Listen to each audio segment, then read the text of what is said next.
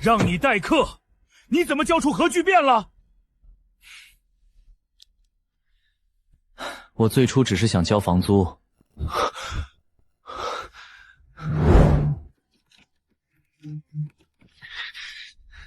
林先生，您的网贷已逾期47天，若今日之内仍未还款，我为了救落水学生死了，居然穿越到这个同名同姓的讲师身上。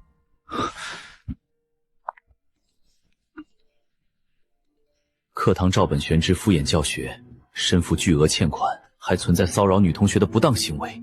这个人品行跌劣，实在令人不齿。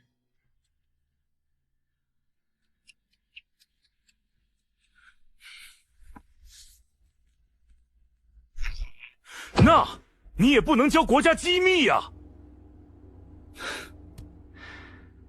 我原本只是想还各种贷款。今天又是林宇的课，他上课就是念 PPT， 比催眠语好使。听说他们几个在写联名举报信呢。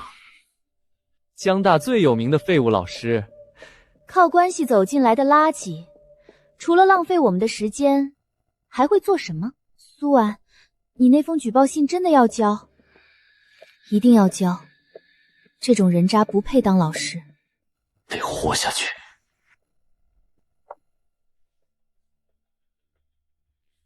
你们谁昨天点了外卖？骑手从商家出发，到你楼下3.2公里，骑了8分钟，平均速度多少？24公里每小时呗，谁不会？对，但这个骑手中途等了个红灯，30秒速度是0，下坡的时候飙到了35码。他在每一个瞬间的速度是多少？这个东西就叫导数。我原本只想随便教应付一下，但现在不一样了，因为超级教师系统激活，检测到宿主正在进行真实有效教学。当前课堂4名学生理解导数的物理意志，宿主获得斐环基础微积分直觉运算能力。4个学生理解了，就能做到这种事。如果全班37个人呢？只要学生听懂，我就能变强。国家机密只是教学副产品。刚才说到骑手等红灯，速度降为0，有个问题，骑手从35秒减速到停下来的这段过程里，刹车距离是多少？速度时间图性曲线下面围出的面积就是刹车距离，这就是定积分的几何意义。学校门口那条马路限速40，但外卖骑手赶时间经常飙到60。如果前方突然有人闯红灯横穿马路，骑手从60码急刹车，定积分告诉我刹车距离是27.8米。行人走到马路中间大约需要3秒，在这3秒里骑手能不能停下来？答案是停不下来。但如果速度是40码，完全来得及。所以限速这个东西不是交警闲的没事干定出来的，是有人用数学算过，然后用命验证过的。我们再拿食堂打饭举例，食堂阿姨打菜的速度不是匀速的，你想知道她这一整天总共打了多少菜，就得对她的打菜速度做积分。接下来教你们点课本上没有的东西，微积分在股票 K 线分析里的应用。股票价格对时间的一阶导数就是涨跌的速度，二阶导数就是涨跌速度的变化。当一阶导为0，二阶导为负的时候是什么？是波峰，最佳卖出点。翻译成白话就是涨得越来越慢了，快到头了，该跑了。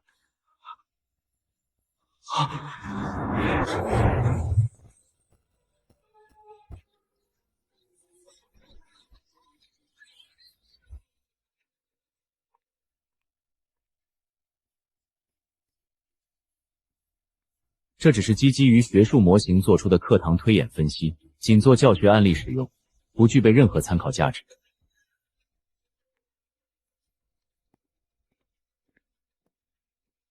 林老师，你以前不这么讲课的。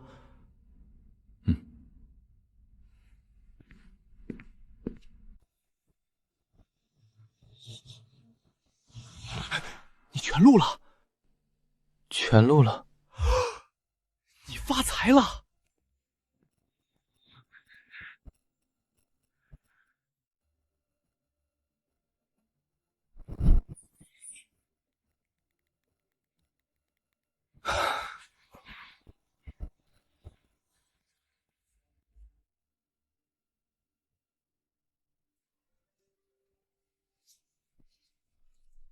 生，您在平台上的借款已经……我知道，月底还。您上个月也是这么说的。这个月不一样。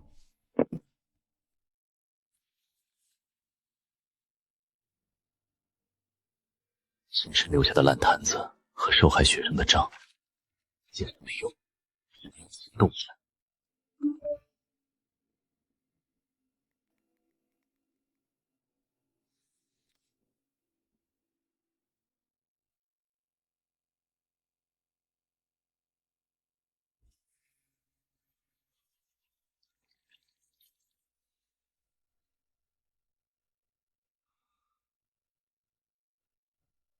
张院长，你能不能……您先打开热搜看一眼。你周五考核的事儿，我再考虑考虑。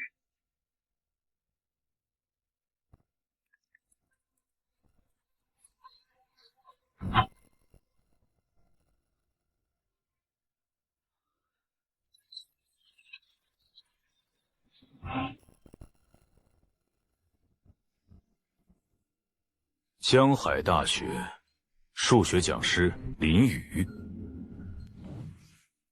查一下这个人。数学系硕士，2本讲师，28岁，无出境记录，无海外联系人，社会关系极其简单，征信报告一塌糊涂，4张信用卡全部逾期，3个网贷平台催收，月收入4000出头，上个月水电费拖到断电前1天才交。这种人连间谍的门槛都够不上，对面情报部门看一眼他的征信报告得骂街。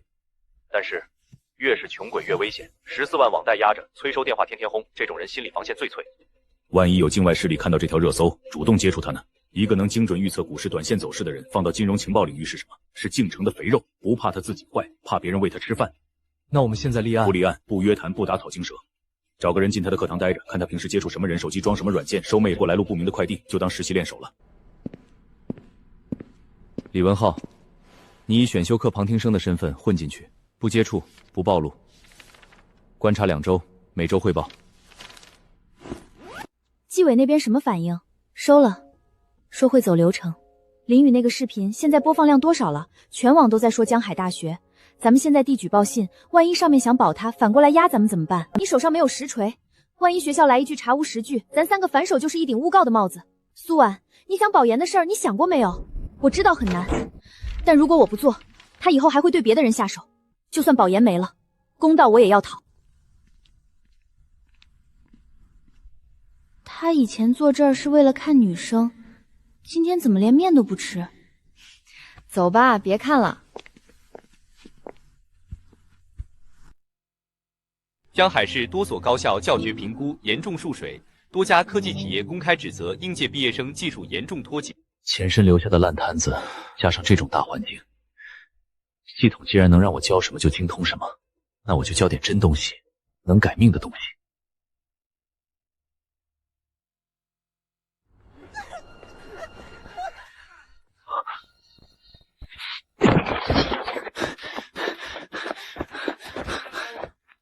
对方行进速度1.2米每秒，距离完全进入监控子区，还有10秒。右脚前迈，左脚立地，重心前倾，支撑面积最小的瞬间。你疯了！你知不知道我是谁？监控。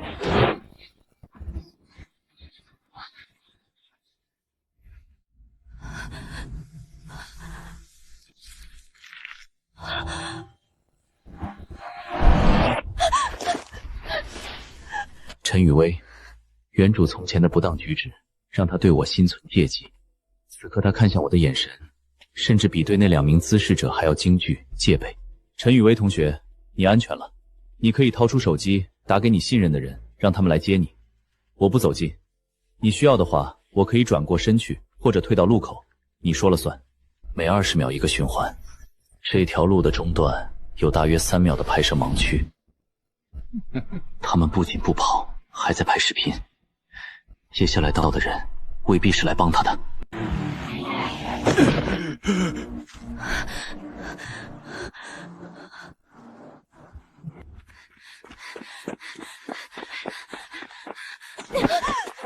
你对他做了什么？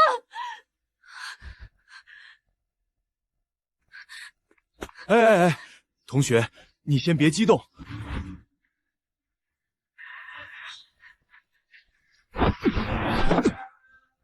你看，是林老师救的人。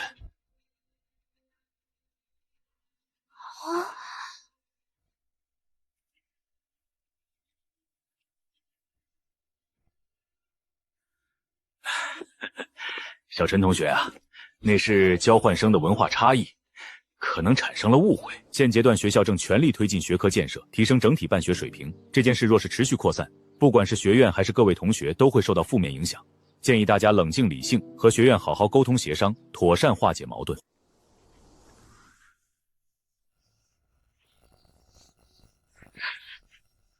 刘老师，监控很清楚，既然是误会，那就按流程走。麻烦您回去给那位交换学生做一份正式的教育谈话记录，让他签字。不管什么文化差异，在校园对女同学动手，总得有个书面说法。啊。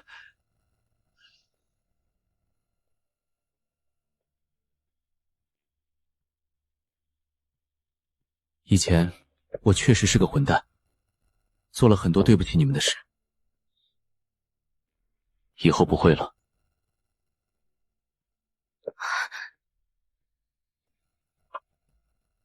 他好像真的不太一样了。那咱们下午还去不去上他的课？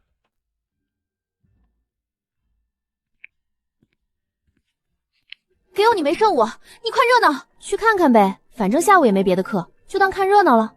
去是要去，但不但要亲眼看看他到底能装到什么时候。我想去听。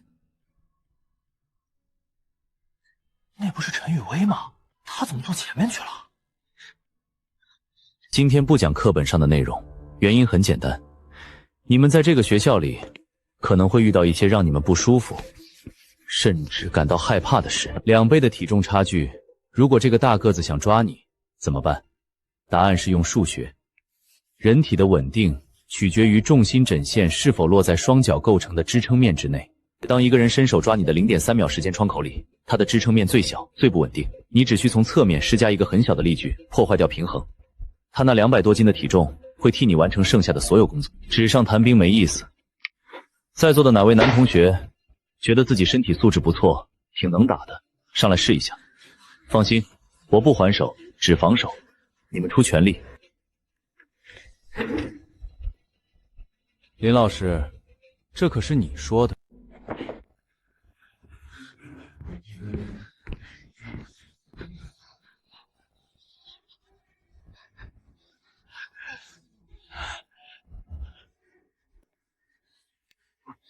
林老师，您说的出全力，可别后悔。出全力。检测到宿主正在进行防卫技术现场演示教学，30名学生高度专注，返还触发格斗体术精通级，地形战术直觉。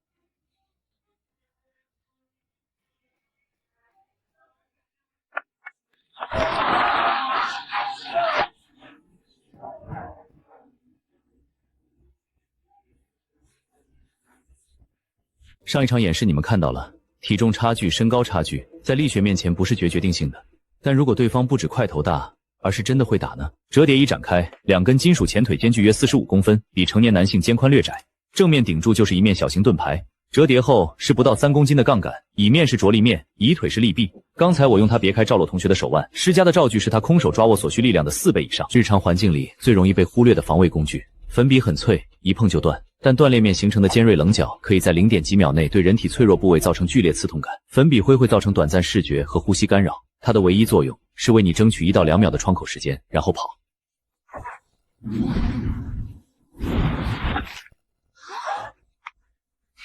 日常生活中不要对人使用，但如果你在封闭空间被人堵住，桌上恰好有笔、筷子、钥匙，任何长条形异物都可以用同样原理。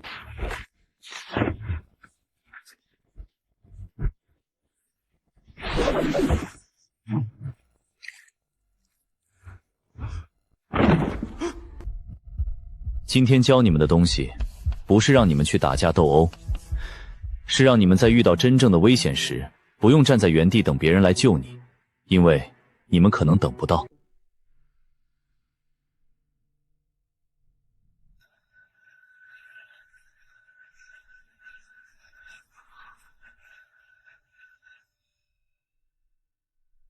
今天的内容回去练，尤其是那2个利用重心偏移的摆脱动作，不要只看不练。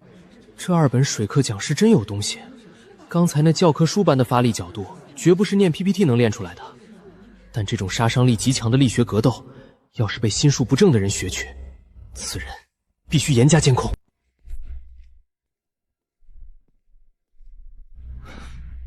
我操！你们谁看清他那个粉笔是怎么弹出去的了？我手机开了慢放，画面都是糊的。弹粉笔算什么？赵磊那一拳，我坐第4排都感觉到拳风了。林宇就歪了个头就躲过去了。我没放水，第1拳是奔着把他眼睛打飞去的，我用了全力。紧急更新，他不仅能预测股票，还能用一把拖把干翻体育生。我想回去练他说的那个被人抓住手腕之后摆脱的动作。我想练到下次再有人抓我的时候，我不用等别人来救，我陪你。今天他救了我，不管他以前是什么人，这件事是真的。我再想想。林老师您好，今天课上讲的那个利用重心偏移的摆脱动作，我还有几个地方没想明白，可以请教您一下吗？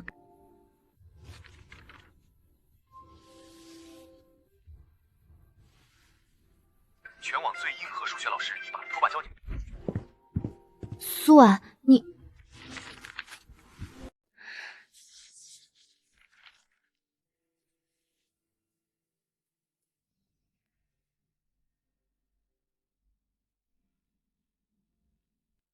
想好了？没有，但现在告下去，就这点东西，学校一个查无实据就能把这件事压死，我不能让他们有这个机会。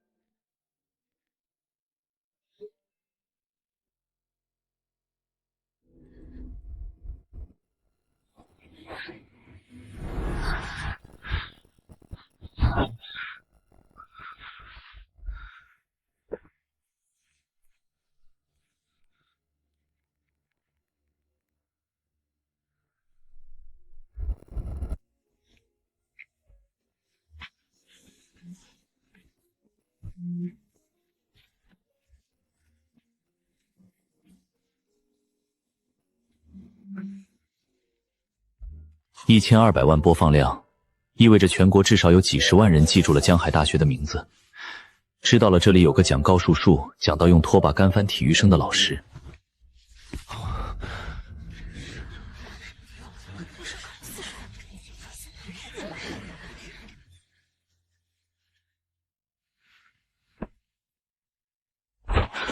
林老师，出来一下。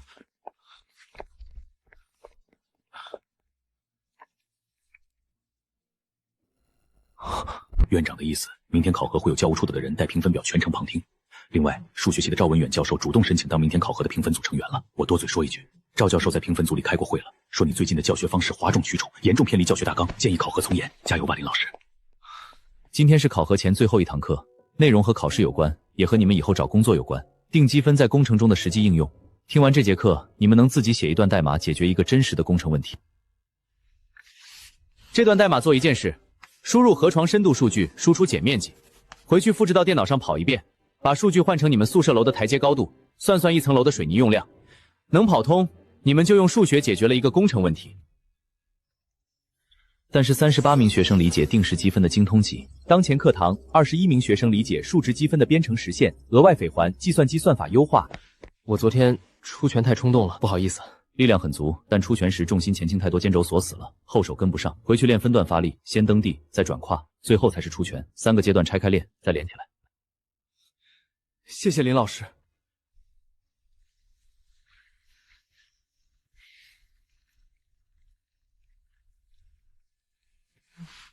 林老师好，我是今天旁听您课的学生，想请教几个数学问题，方便加个微信吗？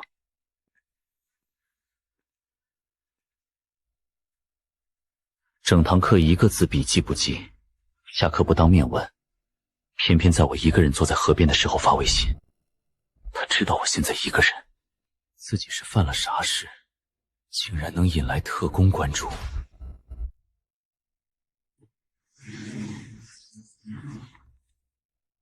这个角度勾脚踝的施力方向是从外侧斜切进去的。退伍老宋看了说，这人要么练过至少5年实战格斗，要么是个天才。档案里有训练记录吗？部队服役呢？都没有。这体格连征兵体检都选。李文浩，你在课堂上近距离看过他一整堂课，说说感觉。他对学生注意力的感知精度，比我见过的最好的审讯警官都强。D级，一个2本讲师教高数的，够这个级别？一个能精确预测股市短线涨跌，还能用基础力学原理徒手放倒100公斤壮汉的人，这2项能力集中在一个穷得叮当响的人身上。境外的金融情报机构要是看到他，第一反应不是这人了不起，而是这人多少钱能买。老王，林宇课上演示的技术点拆出来系统练，有明确杀伤性，内容管控暂时不动。李文浩，你明天找机会跟他单独接触，摸清他知不知道自己在教的东西有多危险。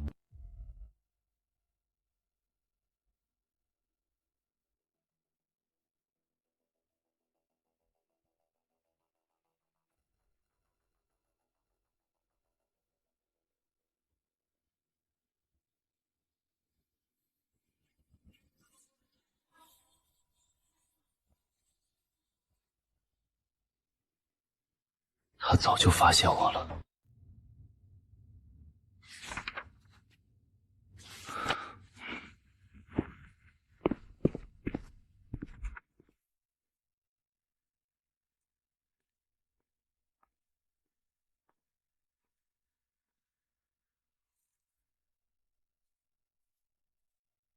同学，跟了我2天了，累不累？林老师，我就是路过。我就问你一件事儿，你是特工还是间谍？如果你是特工，那我得好好想想，我最近到底干了什么了不得的事儿，值得你们出动。如果你是间谍的话，你跟我说说，你有多少同伙，我保证配合你们工作。安保部江海市分局李文浩，不是间谍。行吧，林老师，您最近课堂上教的部分内容涉及具有明确杀伤性的格斗技术，比如粉笔投掷和反关节控制。我们希望您后续注意尺度，避免。我教的是正当防卫技巧。另外，麻烦你帮我转达一句话：学校安保部门与其耗费精力关注我一名普通任课教师，不如彻查清楚，究竟是什么人放任违规外来人员随意进入校园。2天前，一名外籍在校人员公然在校内侵扰我的女学生，相关部门却想用认知差异的说辞草草了结其事。全程监控记录完整清晰，对方提前熟悉校园环境，摸清监控盲区与轮换规律，绝非临时冲动行事，属于续违规行为。如果需要重点核查监管对象，理应聚焦在这类人员身上。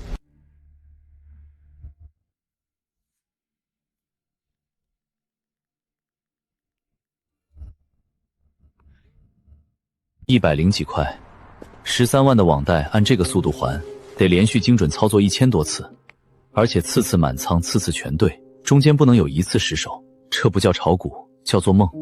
前身是真的狠，把自己的金融信用啃得连骨头渣都不剩。就算现在有精确到小数点后2位的股市预测能力，没有本金，一切都是空赚。宇哥，你拉我黑名单是啥意思啊？咱兄弟几年交情，你就这么对我？我给你打了7个电话，你知不知道？最近忙。忙啥？你那个破学校能忙啥？对了，宇哥，你那个网贷的事儿我听说了，催收都打到你同事那儿去了。这帮孙子，我跟你说个事儿啊，正好，我这边最近搭上了一个渠道，来钱快，风险小，特别适合你。什么渠道？学院贷。你在大学里不是当老师吗？认识学生多，只要你介绍学生来贷款，贷款成功一单，提成至少1000。你想想，你一个班30-40号学生，哪怕10个人贷，那就是1万块。你那点网贷不就转眼解决了？放贷方是谁？正规的还是野路子的？嗨，你管那么多干啥？能赚钱就行呗。我得知道底细啊，老刘。万一不正规，我进去了还怎么赚钱？到时候人家把我也一锅端了，谁来还网贷？放心，钱的来路绝对合法合规，上面有人罩着的，出不了事儿。我们做了小半年了，一点事儿没有。举报违法犯罪线索，根据涉案金额和社会影响，奖金从几千到几十万不等。行，你把具体的贷款条件发我微信看看，我先了解一下，利率多少，周期多长，逾期怎么处理，都发过来。还是宇哥敞亮，我回头就把资料给你发过来，到时候咱兄弟一起干，你负责拉人，我负责对接，钱5分。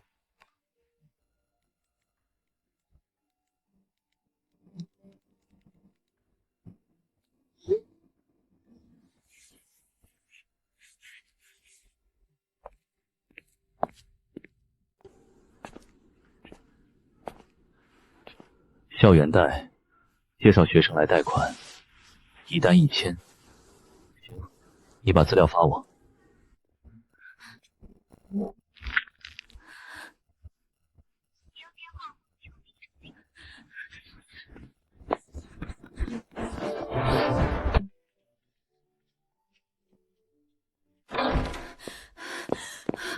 啊？怎么了？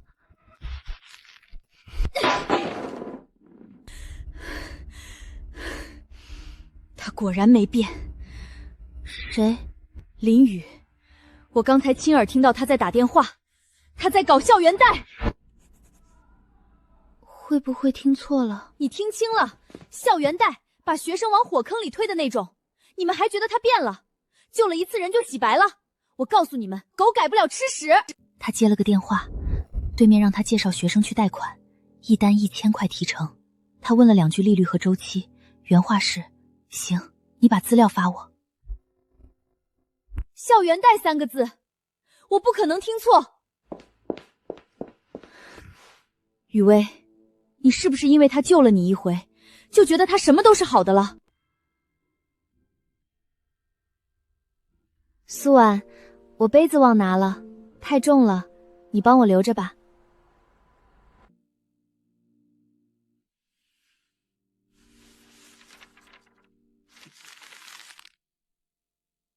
我昨天刚撤了举报信，我以为他真的变了。如果他真的在搞校园贷，我们是不是应该先确认一下？小曼听到的是断断续续的几句，万一有前因后果是没听全的呢？咱们被骗过一次，上一次是因为轻信了一个人，这一次我不想因为轻信了几句话，再做一个以后可能后悔的决定。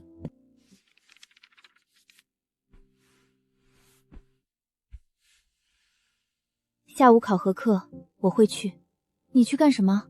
我会当着全班的面，当着考核评委的面，当面问他。如果他说不清楚，我不会再给他第3次机会。举报信重新写，直接走公安。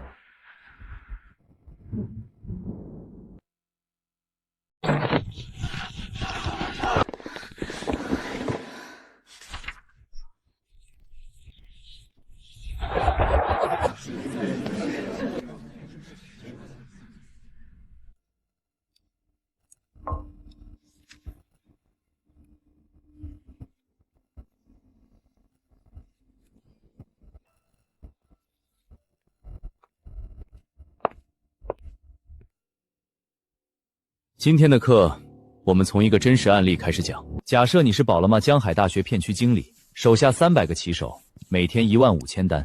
你的任务是规划所有骑手路线，让配送时间最短，经济效益最高。这个问题在数学里叫什么？这叫车辆路径规划问题。最简单的时间窗约束是什么？就是你的炸鸡外卖，不能让骑手先去隔壁送奶茶再回来送你，因为炸鸡放凉了你会给差评。林老师，你讲的这些很有趣，但我提醒你，这是高等数学课，不是运筹学。教学大纲写得清清楚楚，本学期目标是定积分微分方程级数，一味追求所谓的实际应用，只会教出一批眼高手低、理论根基全无的学生。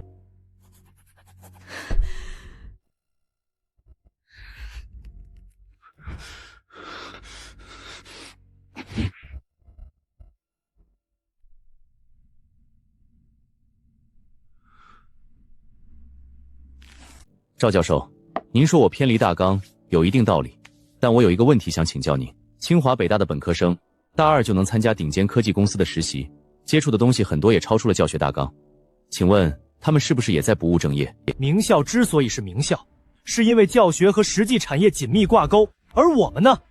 我们学院编程课用的教材是15年前的版本，学生拿着简历去应聘 ，HR 一看技术量直接刷掉。大学教育含金量下降不是学生的错，是我们这些站在讲台上的人没有跟上时代。学生需要知道怎么把定积分用到工程测量里，怎么把效益轮用到金融风控里，这些大纲上没有，但企业的招聘要求上写得清清楚楚。林老师，你说的这些都是理想主义。现实是，江海大学的学生有几个能进大厂，有几个能进前沿领域？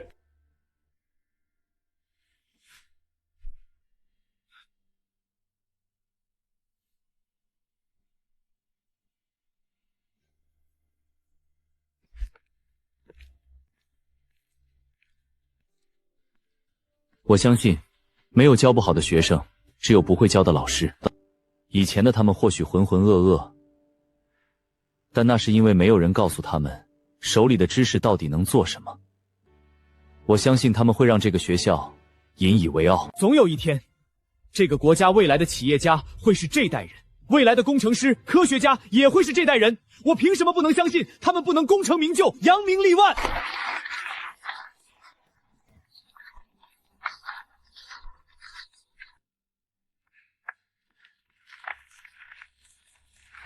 赵教授，教学考核有规定的流程，评审意见在评分表上体现就好。课堂上的讨论到此为止吧。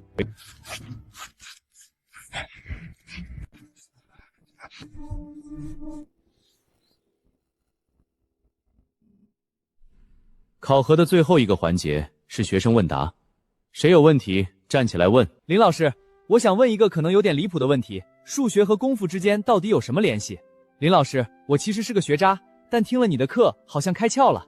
可我担心，我们这种二本学生学好了这些，真的能找到好工作吗？格斗的核心不是力量，是对路距、杠杆、重心的理解和运用。功夫和数学的关系比你想的深，有空专门讲一次。至于赵磊的问题，你今天听懂了多少？大部分都听懂了，就是整数高换有点绕。这意味着你具备了理解物流调度基本逻辑的能力。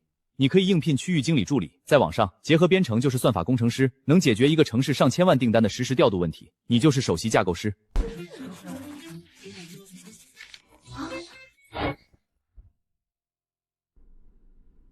林老师，你为什么要搞校园贷？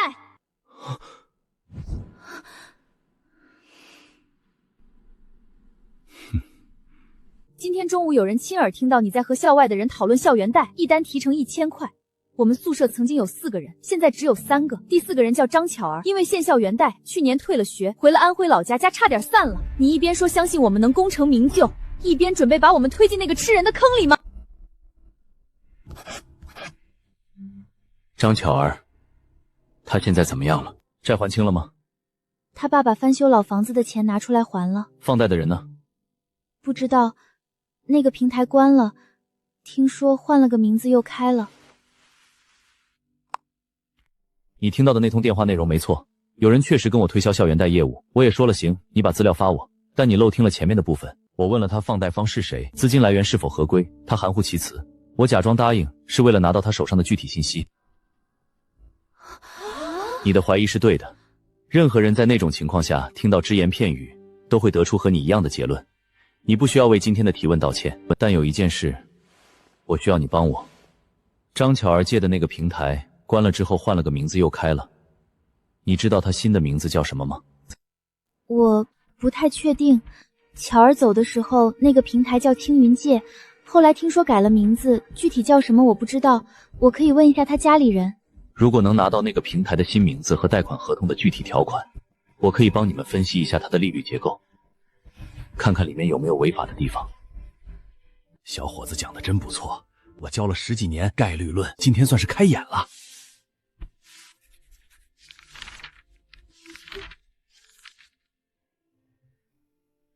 林宇老师本次教学考核综合评分92分，考核通过。林老师牛逼！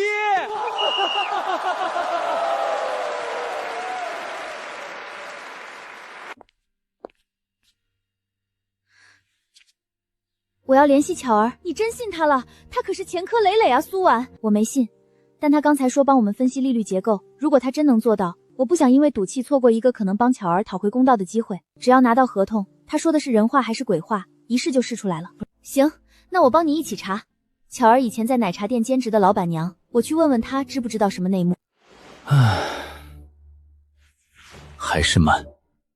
青云界换了马甲又开了，如果能把资金链摸透举报，奖金比炒股快得多。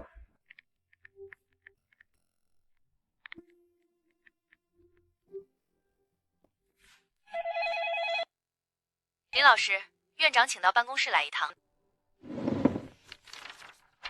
省里刚下了通知，下个月要搞一个高校教学创新成果展示，每个学校报一个代表。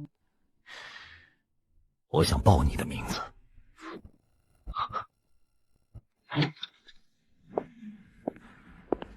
林老师，刚接下省厅的展示课，别急着高兴。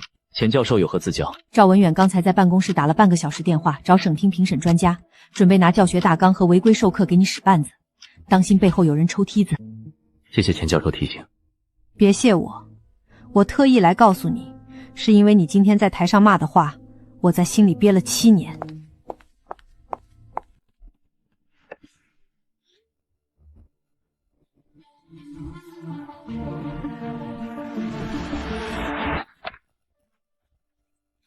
服务费、账户管理费、复利罚记全加上，实际年化利率 78.6%， 标准的超利贷，超出 36% 部分的利息法律不保护，巧儿的钱完全可以依法要回来。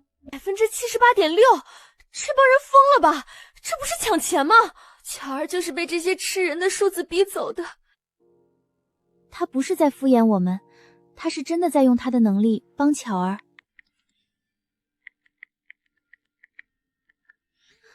我们怎么找这帮人？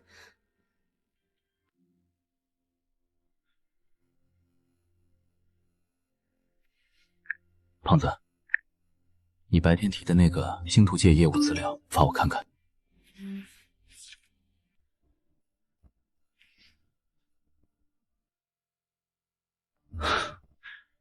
连边缘的缺口都一模一样，同一拨人。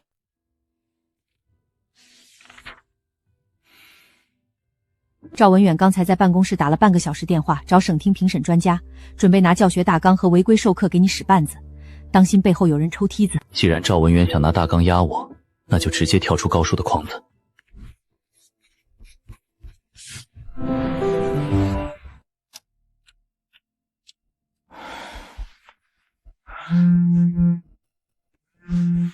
林老师，你的课讲得很精彩，但有些闲事劝你别查得太深。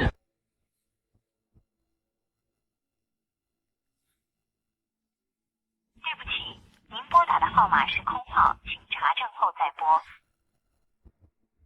消息泄露的渠道只能是2个，刘胖子那边，他白天刚给了推广资料，转头就上报了异常。苏婉联系张巧儿家人要合同复印件，催收那边肯定有反应。至于监听，真有那技术，他们不会发这种低级短信，这是底层马仔慌了。林老师好。别演了，你上午没课，出现在图书馆门口，手里拿着你根本不可能翻开的高数课本。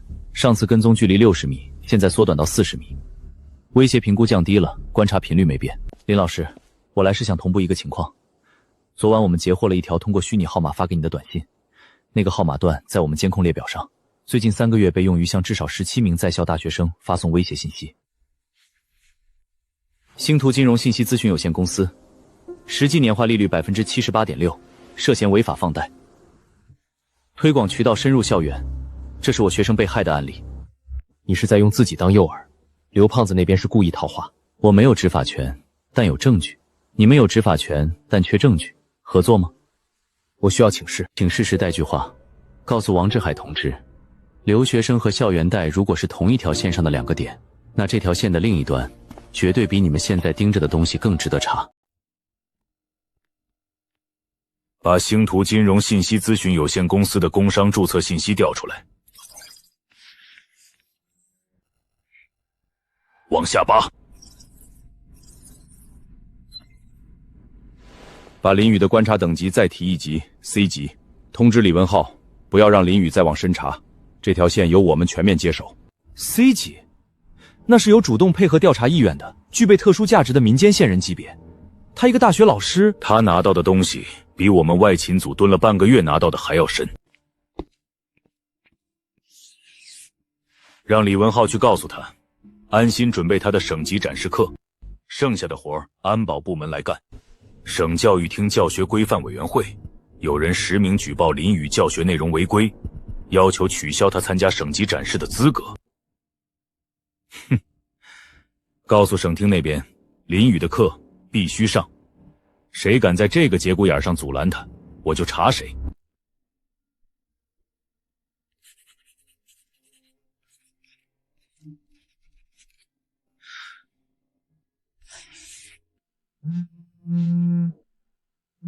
林老师，你收到这种短信了吗？昨晚收到了，底层催烧的低级恐吓，不用理会。这事你别插手，交给我处理。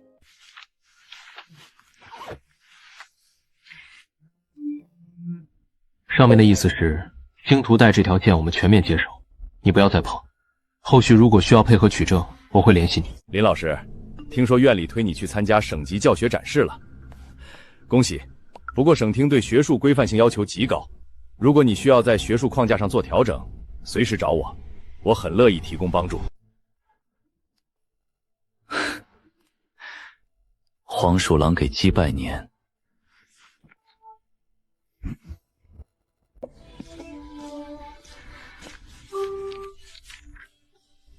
听课的时候画的。你做摆脱动作。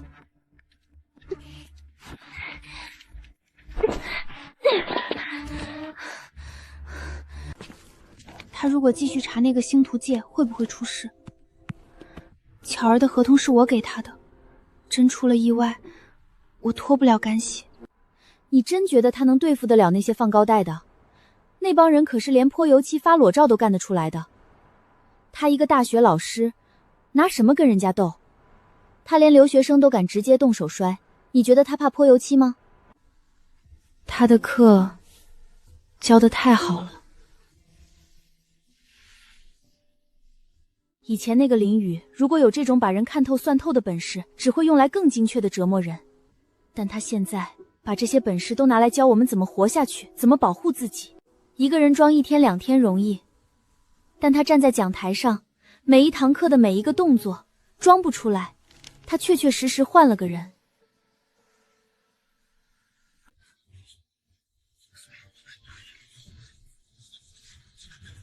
听说大推的股票真涨停了，今天经管院来了好几个大牛探底。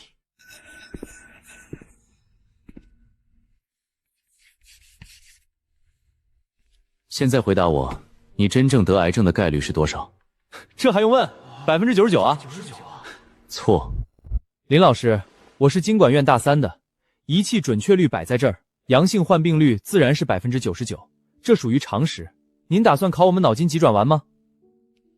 常识经常会骗人，答案大约是1%。这不可能，99%和1%差了快100倍，数学逻辑上根本说不通。假设有1万个人去做体检，这种癌症实际发病率约1/1000，也就是说，1万人里只有1个人真得了癌症。他去检测，结果肯定是阳性，这是一个真阳性。剩下9999个健康人，仪器有1%的误诊率，9999乘以1%，大约是100个人。一个真阳性加上100个假阳性，总共101个人拿到阳性报告。在这101个人里，真正得癌症的只有那一个，1除以101等于0.99%，大约1%。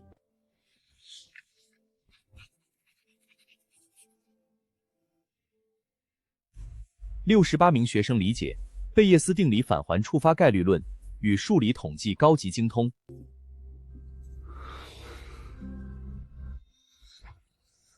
第二个案例，法庭上，检察官说现场提取的 DNA 与被告人匹配，这种 DNA 出现概率只有100万分之一，所以被告人有罪的概率是99.99%。这个推理对吗？我是法学院的，如果匹配概率真只有100万分之一，法官大概率会采信。逻辑上有什么问题吗？这叫检察官谬误。一个城市如果有500万人，按100万分之一的概率，至少有5个人拥有相同 DNA。在没有其他证据的情况下，他有罪的概率只有1/5，也就是20%。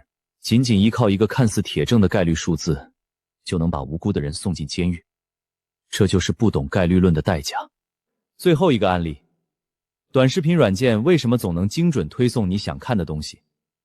它基于你过去点赞、停留的行为，计算特征条件下的后站概率。当前课堂81名学生深度理解，额外返还，统计推断，宗师级预备加数据分析，跨学科融合。只要有数据，那些隐藏在海量账户背后的资金流向，我能算得比审计团队还精准。网贷资金盘有底了。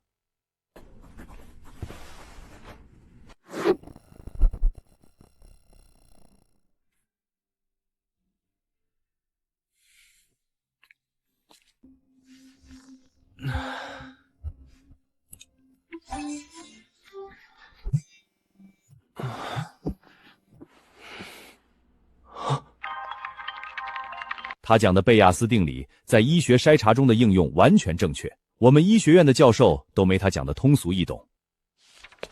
同学，你们班抢林宇老师座位的内部群能拉我一下吗？我早上6点排队，连个站的地方都没混上。下午没课，我去一趟院纪委。去干嘛？你不是把举报信撤了吗？去把事情彻底了结。我会告诉纪委，他变了，至少目前我观察到的行为和他以前完全不兼容。我不确定这是不是永久的，但我必须实事求是。苏婉，你这也太轴了，这是底线，一码归一码。林老师，我查清楚了，赵文远联系了省教育厅的孙副主任，反映你偏离大纲，哗众取宠。孙副主任已经把你的名字加进了省级展示的重点关注名单里。重点关注意味着什么？意味着你的展示课会被用最挑剔的放大镜审查，别人的及格分是70，你的心理锚点会直接降到50，你需要做的比别人好1倍，才能拿到一样的及格分。钱教授，有没有一种可能，我的课确实能做到比别人好1倍？赵文远最大的软肋其实是他自己，他这7年的论文被引用次数少得可怜。如果你的课好到让所有人都挑不出毛病，他的反应反而会变成一个巨大的笑话。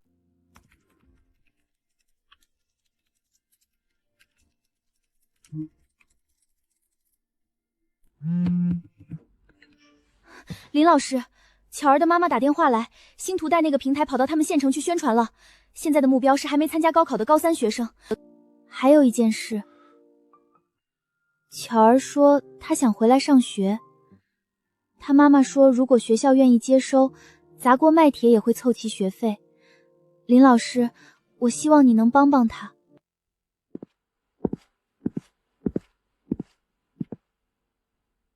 林老师，有事儿？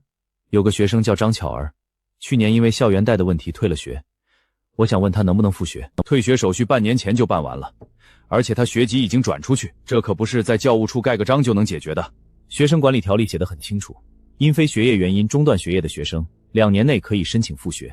张巧儿完全符合条件。学籍的问题院里可以去协调，但现实问题你考虑过没有？他是因为交不起学费退学的，现在回来学费住宿费可不是小数目。我来想办法。这件事我原则上同意，但有个条件，省级教学创新成果展示你好好准备。如果你能拿到省级教学奖，学校会申请一笔专项经费，到时候张巧儿的学费可以用这笔经费里的困难学生补助解决。好。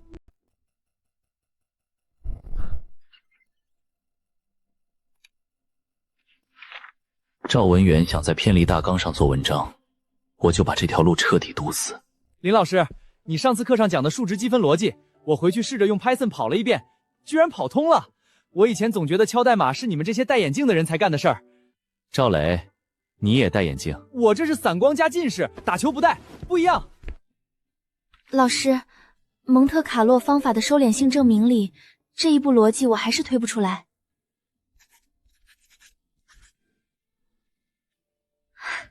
谢谢您。是林老师吗？我是星途贷的前员工，我手里有些公司的内部资料，我愿意当污点证人把资料交给你，但我们需要见一面。你怎么知道我的私人手机号？可能是底层的试探，也可能是钓鱼。你们的人收网动作快点，对面急了。收到，这段时间别接陌生电话，下课直接回宿舍，尽量别去没监控的死角。巧儿妈妈刚才打电话来了，巧儿已经在收拾行李了。我要回去把数学学好。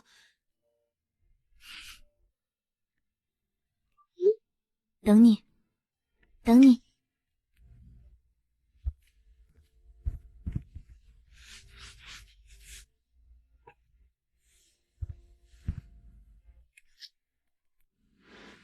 同学们，单看这组数据，你们觉得明年的降雨量会增加还是减少？林老师，这几年数据呈上升趋势，明年应该会增加，这是最直观的线性回归。但是如果我告诉你们，这10年的数据里包含了3次厄尔尼诺现象呢？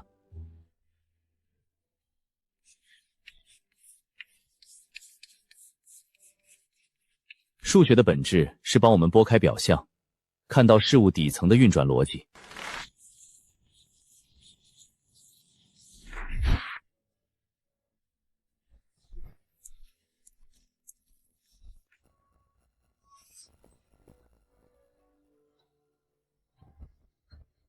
王队让我给你带个消息，星途带的调查有重大进展，我们锁定了他们在江海市的运营总部，正在准备收网。你提供的合同分析报告是关键证据之一。张巧儿那个案子能不能并案处理？已经并了。还有，你上次提到的留学生问题，签证信息造假的2人很快会被开除并遣返。林老师，你的省级展示课，我们局里有几个人也很期待。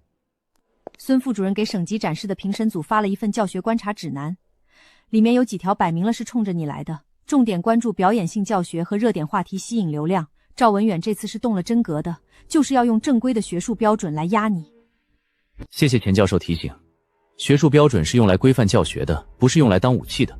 如果他想玩标准，那我会告诉他什么是标准。这是巧儿让我转交给你的复学申请书，还有他的成绩单，除了高数5-8分，其他都及格了。他退学前说，如果高数课能讲得让人听懂，他也不至于去借网贷修电脑。他的复学申请，我今天就交到教务处，学籍恢复的手续我会亲自去跟进。我去纪委做了情况说明，我如实反映了你最近的表现，你救了雨薇，帮了巧儿，这些我都记在心里。省级展示，加油！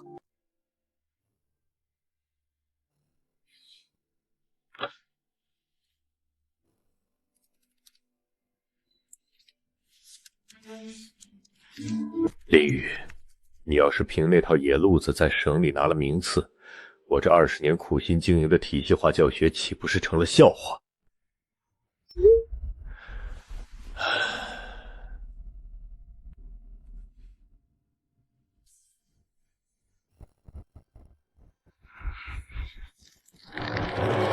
混账东西！这种人也配站在讲台上？大半夜的，你又不吃药了是不是？血压多少？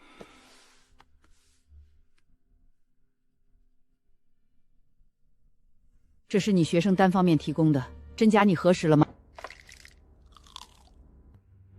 举报信是院纪委的存档件，3个女学生的联名举报，这种东西怎么可能造假？各位老师，江海大学参展教师林宇存在严重师德问题，我个人建议向省厅汇报，取消此人的参展资格。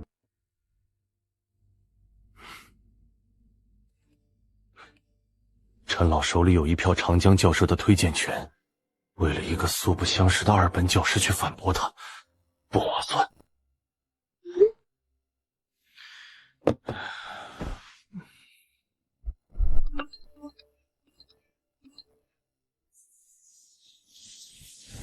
这种有严重师德污点的教师，绝对不应该出现在省级展示的讲台上。我建议联名取消江海大学的参展资格。举报信是学生写的，征信报告没盖章，照片没时间戳。陈老师，这些东西来源合规吗？师德问题不在我们职责范围内。如果教学质量不行，公事公办打低分就是了。好，我会严格按照教学规范标准来打分，1分都不会多给。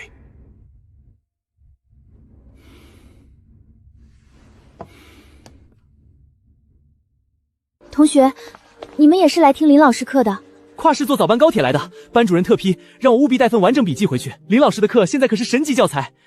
那个曾经让我避之不及的人，现在居然成了别人眼里的神级教师。这怎么做得下？别管做不做得下，维持好秩序，只要不出乱子，人越多，展示效果越好。把另外几扇窗也打开吧，声音传得出去就行。知识又不怕吹风。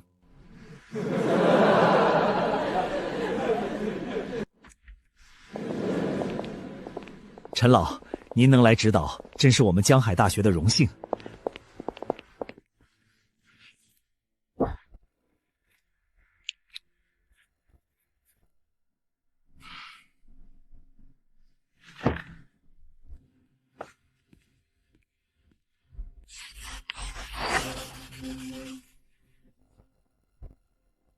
有人说，数学是用来考试的，是用来折磨人的。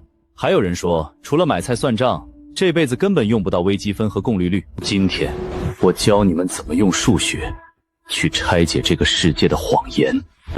在回答这个问题之前，我先给大家讲几个故事。第一个故事发生在我自己的课堂上，当时我赶到现场，把人拉了回来，但我不是靠蛮力，我用的是这个。质局、角速度、空气阻力系数，这些高数概念在关键时刻能救我学生一命。这是数学能改变的第一件事，它能让弱者保护自己。第二个故事，关于钱。这只股票，我昨晚分析过它的 K 线结构、成交量分布和主力资金流向。我的预测是，今天9点30分开盘后，这只股票会在短时间内出现明显上涨，趋势方向我有超过90%的把握。离开盘还有2分钟，我们一起看。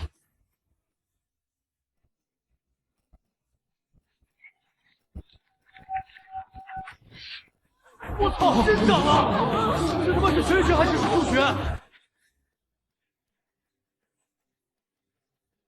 这不构成任何投资建议。数学模型在金融领域的预测能力真实存在，但模型永远做不到100%准确。概率思维的核心是对不确定性进行量化管理。以上这些只是数学已经做到的事，接下来我要讲的是数学即将做到的事。有没有一种可能，让一个人用1天的时间，学会别人需要1年才能掌握的知识？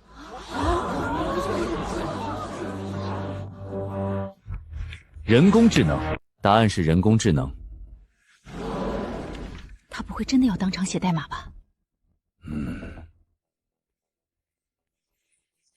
我要在这堂课上带你们实现一个能和人对话的程序。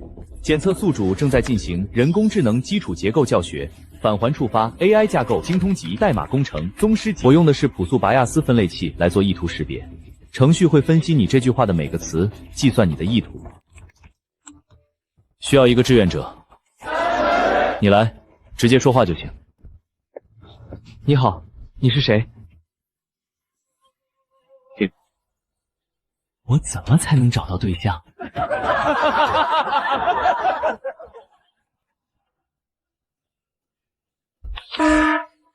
切断周边所有频段网络，开启最高级别信号屏蔽。一队跟我马上进场，控制教学楼所有出入口。看来这堂课要提前下课了。怎么连4G 信号都没了？校园网也断了。王志代带人切断了整栋楼的信号，这说明我刚才写的 AI 程序在安保部门的评估里绝对属于高危级别。这样也好，省去了后续很多需要解释的麻烦。大家不用看手机了，没网不影响我们接下来的内容。AI 最核心的能力从来不在于它能不能连上互联网，而在于它的底层逻辑。接下来我要讲的是这个程序最核心的一个模块，它是怎么听懂人类语言的。看着这个图，你们是不是觉得特别复杂？其实它和你们日常做的一件事一模一样。谁来跟我猜个拳？好，赵雷，你准备出什么？林老师，这不能说吧？说了你不就赢了？那你在出拳之前脑子里在想什么？看你上把出的什么。你要是连着出了2把石头，这把大概率得换剪刀、炼场或者布。我就照着这个规律出，非常准确。你在做的事情就是基于历史数据进行概率推断，然后选择最优策略。你在脑子做的事情靠你经验和直觉算，它在硅基芯片里用巴伊斯公式和矩阵运算来算，本质上没有任何区别。这句话是什么意思？字面意思，夸今天天气好。如果是你妈妈在你周末睡懒觉一直睡到中午的时候，拉开窗帘对你说这句话呢？暗示我赶紧起床出去活动。如果是你同学，在连续下了一整周的暴雨，明天就要考1000米体测的时候，突然对你说这句话，那就是谢天谢地，明天终于不下雨。同一句话，在不同的语境下有完全不同的含义。AI 要做的就是把这些语境全部量化，计算出每一种潜在含义的概率，然后挑出那个概率最高的作为它的回应依据。这就是上下文理解。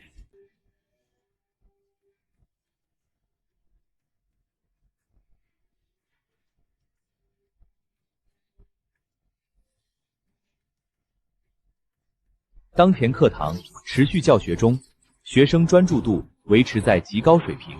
追加返还，第2代 AI 架构精通级，含图像生成与短视视频生成基础能力。好恐怖的知识量！我已经看到了突破主流架构局限线，实现真正通用人工智能的可能路径，但不能再讲了，把基础架构讲透就已经足够惊世骇俗。今天的课就上到这里，各位评委老师，接下来是提问和互动环节，时间交给你们。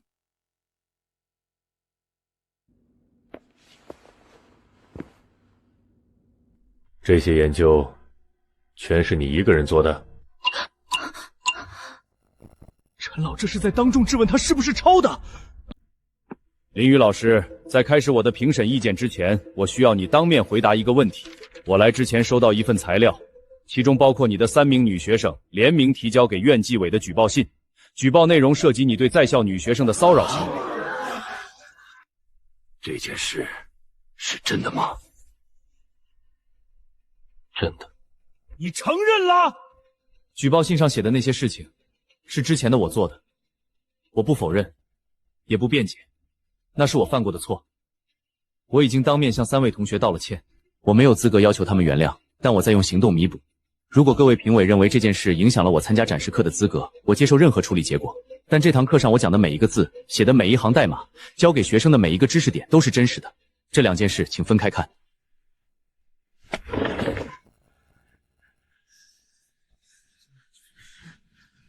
陈教授，我就是举报信的起草人之一。举报信上的内容是事实，他以前确实做过那些事，但我要补充一件事，我已经去院纪委做了情况说明，举报信保留备案，但我如实反映了他最近1个月的表现。他救了我的室友，他帮我们追查害了同学的校园贷平台，他在课堂上教我们怎么保护自己。这些事我不会因为以前的恩怨而假装看不见。他现在确实是一个好老师。我是安全保卫部门江海市局工作人员李文浩。关于林宇老师的另一件事，我可以作证。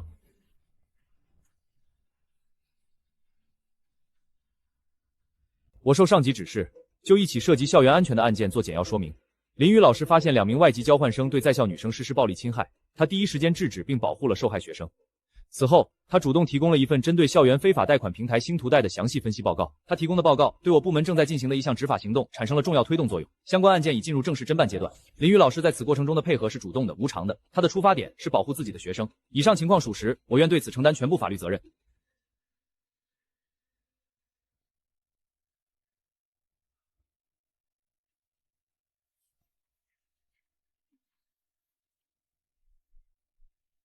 教学质量优，其他问题不在评审范畴。各位评委，提问环节还有其他问题吗？年轻人，你的课教得很好。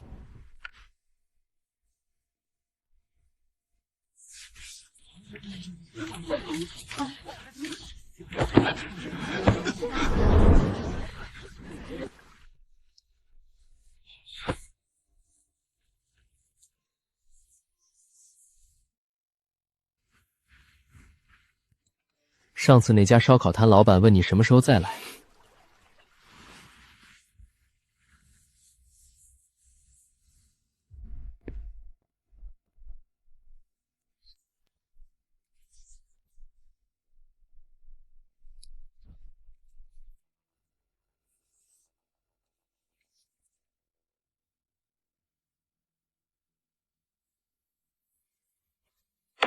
去查赵文远，全面核查他所有科研项目的经费使用、民族系与资金流向。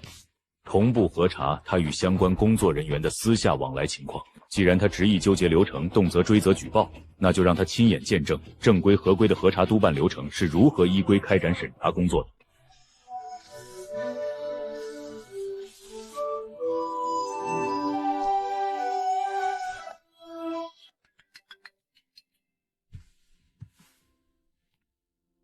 巧儿，你行李收好了没？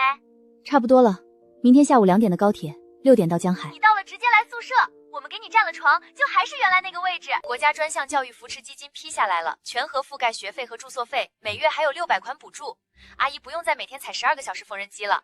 还有件事，你之前借的青云戒被查了，安保部和京渣联合行动，前天刚收网。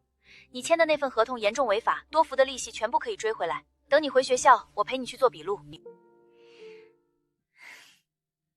苏婉，你帮我带了杯子吗？就那个猫耳朵掉漆的。在呢，洗干净了，在你床头架子上放着，一直都在。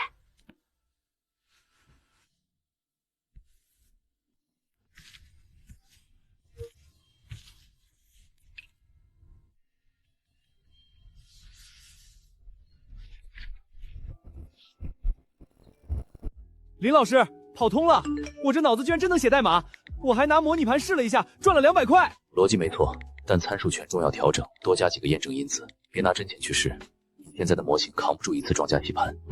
林老师，展示课的完整录像我存在本地了，但是前半段大概流出去了10几分钟，现在短视频平台上有人在搬运，要不要我去投诉下架？不用，那10几分钟里没有涉及敏感内容，随便他们传，你自己留好底稿就行。林老师，巧儿明天下午6点的高铁到江海站，我们本来打算去接她，但是明天下午专业课老师临时调课，点名要随堂测验，实在走不开。您明天下午有空吗？能不能麻烦您帮忙去接一下巧儿？半个月前，这个女生还拿着举报信要把我送进纪委，现在她把室友的安全交到了我手里，把车次和车厢号发我去接。谢谢林老师，真的太感谢了。巧儿的学费和网贷的事情，我们都知道是您在背后帮忙。等巧儿安顿好，我们宿舍想请您吃个饭，就在学校后街的排碳，您看行吗？行为，一个原本要辍学打工的女孩，重新把课本装进了行李箱。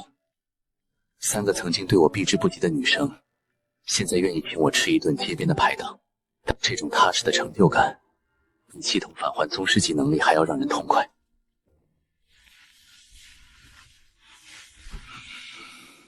明天上午10点，王队想和你面谈一次，地点在我们办公室，不是约谈，是合作意向沟通，请务必到场。安保部的办公室从来不是请人喝茶聊天的地方。王志还亲自出面，合作意向沟通，这6个字背后的分量太重了。我一个2本大学的讲师，能和安全保卫部门谈什么合作？是因为我在展车上手敲的 AI 底层架构，还是之前展现的金融数据追踪能力？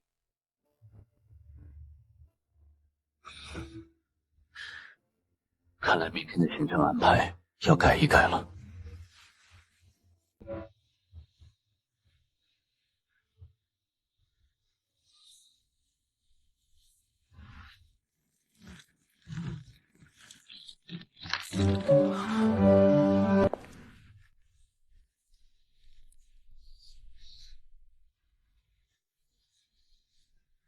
您是？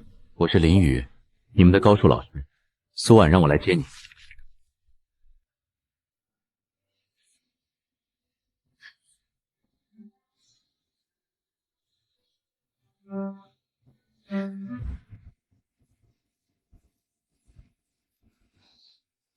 林老师，苏婉跟我说，是您帮我分析的那份合同，还有复学的申请，也是您交到教务处的。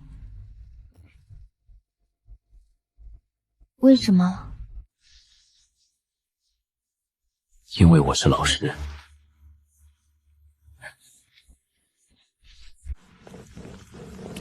哎，这不是307的张巧儿吗？你上去吧，他们在等你。谢谢林老师。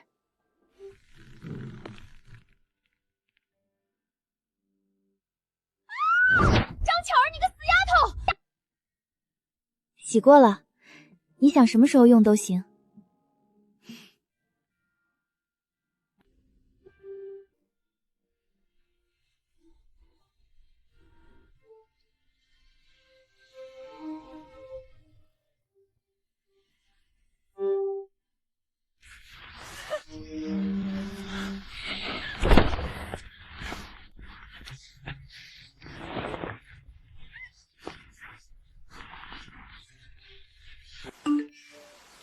老师您好，我叫沈一舟，清华大学计算机系教授，能否和您通个电话？我有一些关于 AI 架构的问题想要请教。沈教授，刚看到您的短信。林老师，很有证据，是核战锤方在现场手抄了几页你们的板书，我根据推导反向还原了架构走向。方案是我自己推的。能解释一下压缩维度的动机吗？64维降到16维，信息损失会非常严重。因为64维本身就过剩了，高维度边际收益衰减，我加了动态加卷补偿，让模型自己决定保留哪些维度。再问一个，模型编造事实的幻觉问题怎么解决？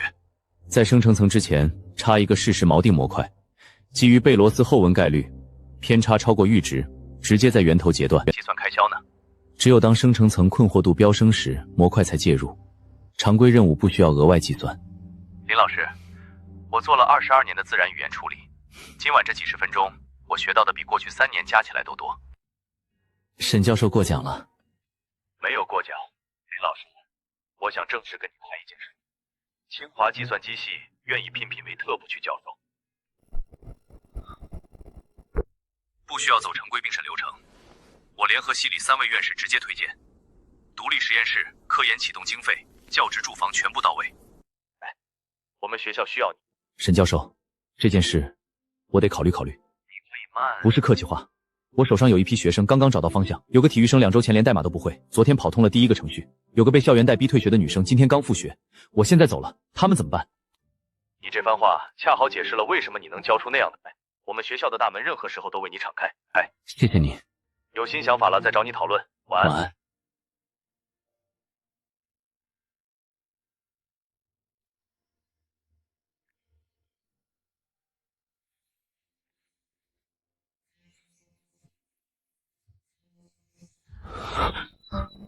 林老师，我是苏省科技大学的欧阳清风，这么晚打扰你了，但我怕再晚你就被别人抢走了。林老师，我在这行埋头干了17年，带了6批博士生，然后你站在讲台上20分钟把自然语言对话系统敲出来了，苏科大计算机学院副院长的位置给你留着，你要什么我给什么，我给你打下手都行。欧阳主任，这些条件没人能拒绝，但我现在走不了。因为的沈一舟，他能给的，苏科大一样能给。不是因为沈教授，因为我手底下的课没上完，有几个学生刚找到点方向，我走了他们就散了。你这个人倔得让人心疼，条件永远有效，随时打这个电话。昨天我犯了经验主义的错，差点毁了好苗子，以后在学术圈遇到卡板干的事儿随时找我。金陵几所高校托我转达意向，麻烦陈老帮我推了吧，我暂时没有离开江海大学的打算。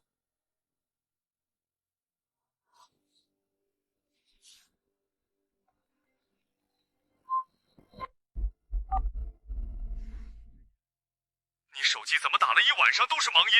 刚才谁打来的？开了什么条件？你是不是已经答应了？张院长，您别急。我能不急吗？省厅把获奖名单公示了，全省的眼睛都盯着你。我知道咱们学校条件差，你要走我不拦你，调档、离职手续我全给你开绿灯，绝不卡你。张院长，您这么巴不得我走人？名校的沈一舟开出特聘教授，苏科大的欧阳主任开出副院长，外加1000万科研经费。我去那里不过是锦上添花，可江海大学的学生不一样，出了校门被社会贴上2本废物的标签，把这些人交出来，让他们挺着腰板走路，靠本事挣饭吃，比去名校当特派教授重要的多。张院长 ，AI 会掀起时代洗牌，咱们不能光教老教材了。我希望单独开设人工智能课程，最好直接成立新专业，我来带。你们看了没有？林老师昨天那个展示课的截图在贴吧传疯了，有人说清华的人都在连夜打听他的联系方式。扯淡吧！1000万挖咱们学校的一个讲师，苏科大的钱是大风刮来的。行了行了，你们在我课上不听课就算了，全班都在讨论林老师，要不以后把我的课也全给林老师上算了？也不是不行。说实话，我也喜欢听林老师的课，但是有件事你们可能不清楚，这几天至少有3个省内顶尖高校在向学校要林老师的联系方式，甚至那个1000万挖人的传闻也不全是空穴来风。不过说实在的，林老师大概率会走的吧，毕竟咱们学校只是个2本。我相信林老师不会走的，我退学半年，他帮我查高利贷的合同，帮我申请复学，帮我搞定学费，他甚至都没见过我几次面。一个连不认识的学生都不放弃的老师，怎么可能扔下正在教的人就走？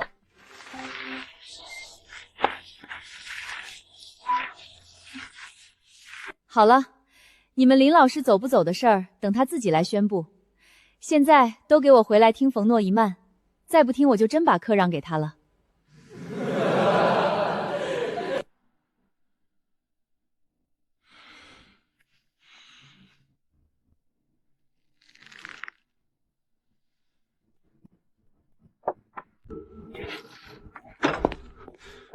你敲门敲得跟催命似的，什么事？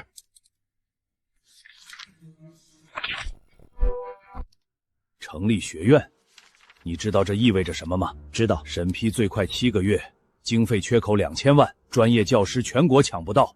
林宇确实是人才，但开设学院和认可人才完全是2回事。陈校长，20年前江海大学是轻工业领域的一面旗帜，为什么现在排名全省倒数？不就是因为这些年一直按部就班吗？现在 AI 浪潮来了，全世界都在抢赛道，我们还在讨论经费，连林宇都看得比我们通透。他在公开课上从底层数学推导敲出了真正的 AI 对话程序。AI 就是这个时代的电，如果我们不在这个节点插旗，3年后全省高校排名里就再没有江海大学了。说得对，但说得对和做得到之间隔着2000万的经费缺口和一整套审批流程。没有钱怎么了？大不了我把数学与计算机学院的家底掏干净。陈校长，我干了快20年行政，全是裱糊匠的活，但这一次我不想再当裱糊匠了。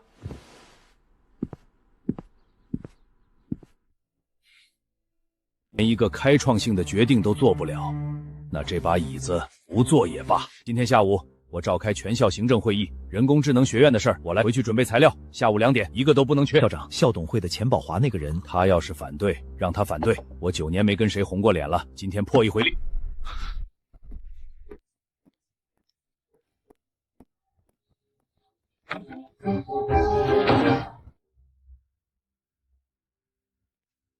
今天临时开这个会，只有一件事，我提议成立江海大学人工智能学院。陈校长，经费从哪儿来？学生从哪儿来？你一个2本，搞什么 AI 学院？嫌学校死得不够快？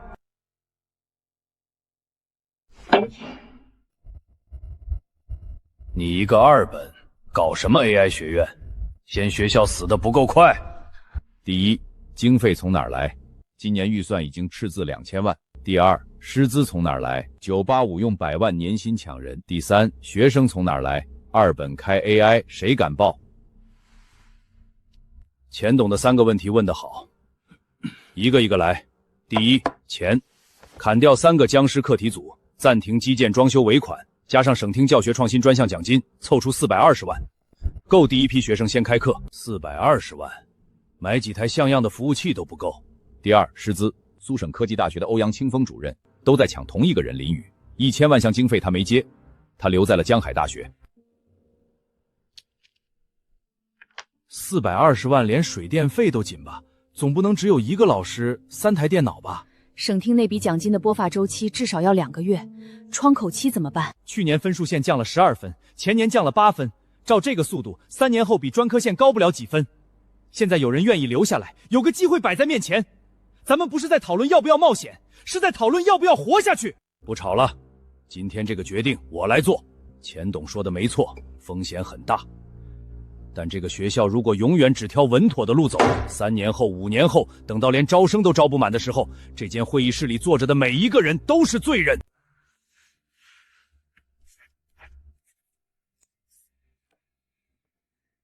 哪怕干不成这个校长，我也要把江海大学的人工智能园学院开出来。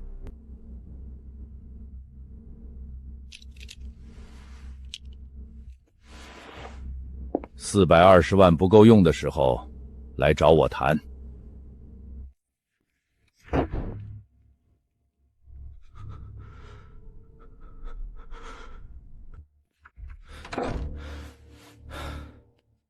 批了，你的。收到。你小子就不能激动一下？我可是给你争取了420万的启用资金。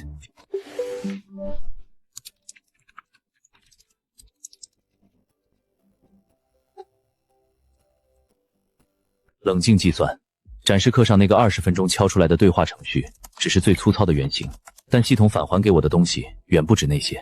我脑子里装着一套完整的、远超当前行业水平的 AI 架构。这套架构值多少钱？我不清楚，但支撑一个学院的经费应该够了。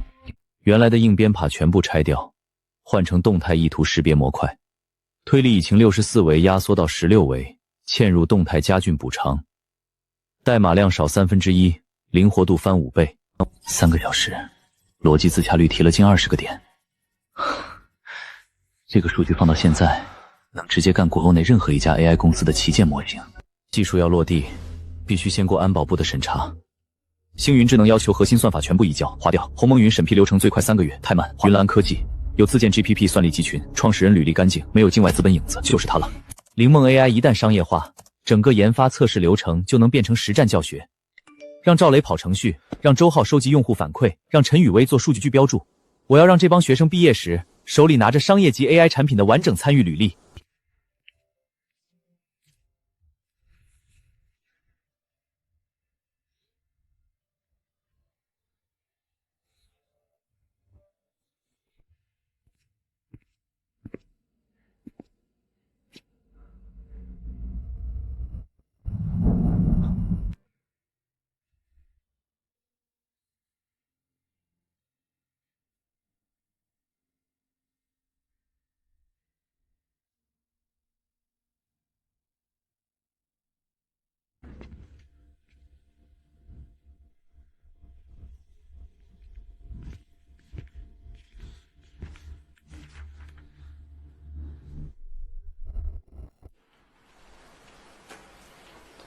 上课之前，我有个习惯，教室里要是有事我会先问。今天你们不太对劲，想说什么就说。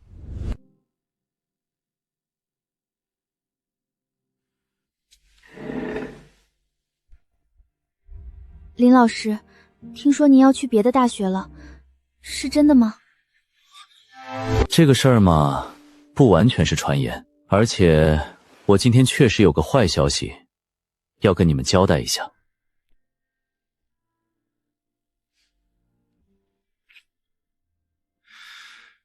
对不起，同学们，我即将离开数学与计算机学院了。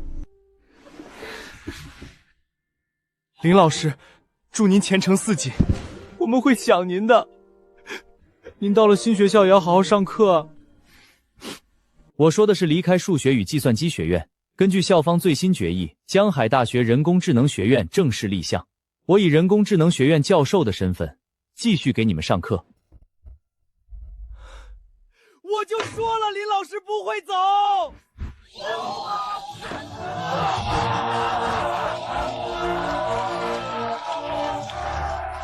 林老师，我想问一个问题，您为什么留下来？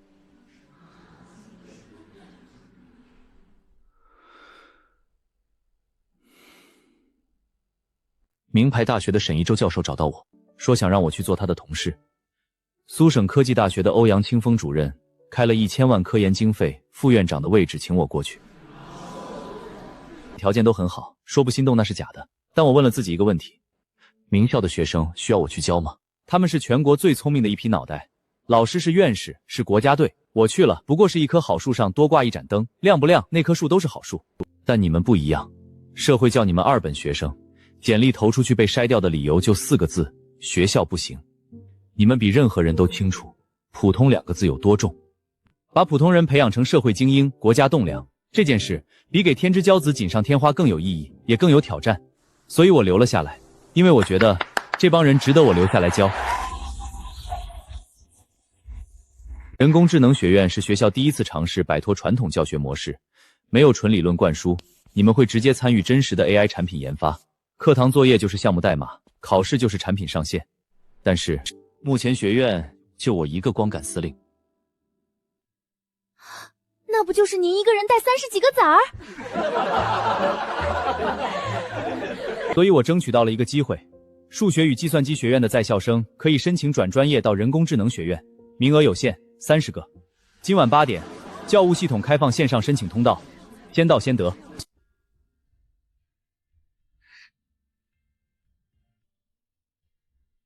张巧儿，副学生有同等申请权利。你的情况我跟教务处确认过了，没问题。人工智能学院，全国第1个本科级 AI 专业，办好了就是新时代大学教育的一杆旗帜，办不好要被人笑话10几年。我问你们一句，有没有信心？有信心！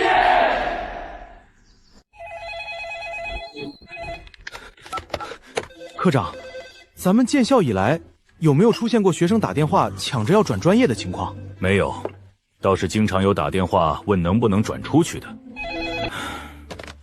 喂，您好，教育处。请问人工智能学院转专业申请是今晚8点开放，对吗？我是副经管学院大2的，我能同学目前只对数学与计算机学院开放。那我能不能先转到数学与计算机学院，再从那边转到人工智能学院？磊哥，今晚8点是不是只能在教务系统上申请？你们别抓我了，问教务处去，我还得回去站网呢。林老师，我们经管院的学生能不能也报？目前只对数算学院开放，具体问教务处。外面那些孩子一个个跟抢年货似的，比抢选修课名额还吓人。林老师教的，那肯定差不了。我儿子要是在这儿读，我也让他报。10分钟。开了。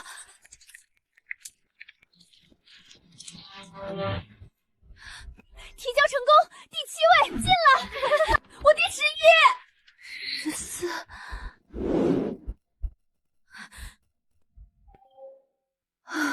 提交成功，第23位。第23，我们4个全进了，3个对1个不少。林老师，我们4个都抢到了，说好的请您吃饭，您看明天晚上有空吗？就在学校后街的排档。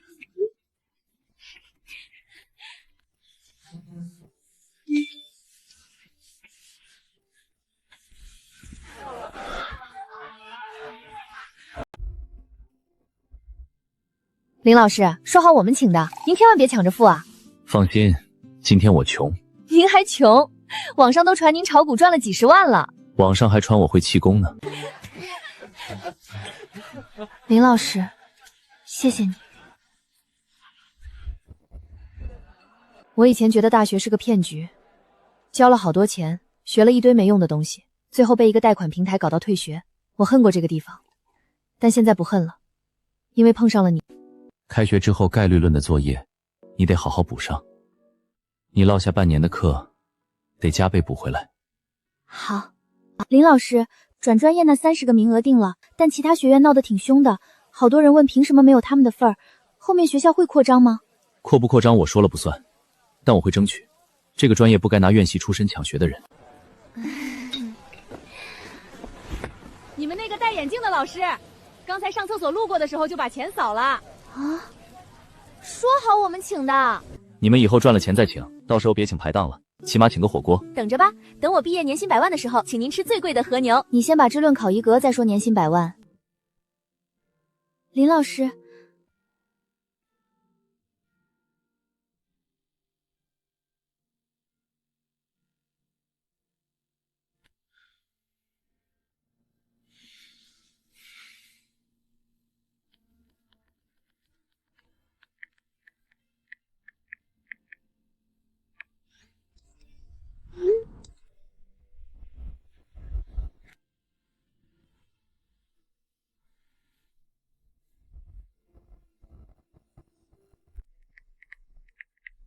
项目实际成果呢？谁干的活？项目全部由他带的硕士生和博士生完成，论文第一作者挂他的名字，其中一篇核心期刊文章与他名下一个已毕业硕士生的学位论文重合度76%。那个学生知道吗？不知道，毕业后去了哪一家小公司？到现在都不清楚，自己的东西被导师拿去二次发表了。明天云岚科技签约，赵文远的事国安和纪委接手，我只需把灵梦 AI 的商业化谈下来，为新学院筹款。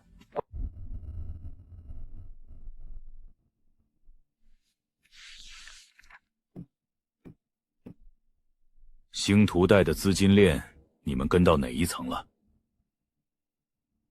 穿到第4层的时候，撞上了这个海城数据服务中心，法人是赵文远的七弟，去年11月注册。他跟星途贷的有限公司共用过同一个对公账户的收款码，只有一次，金额8000，备注写的是技术咨询费。顺着这条线继续查，赵文远的课题经费全部调出来看看。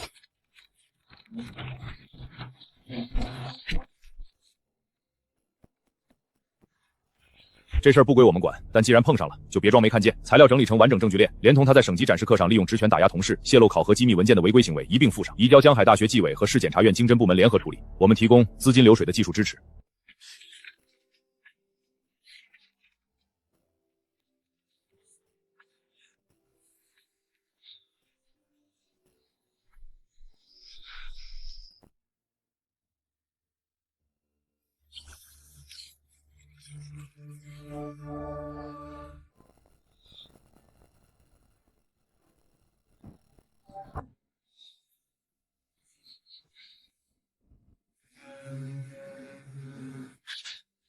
赵文远的逮捕令今天下午批了，明天上午执行。对了，林老师，恭喜当上教授。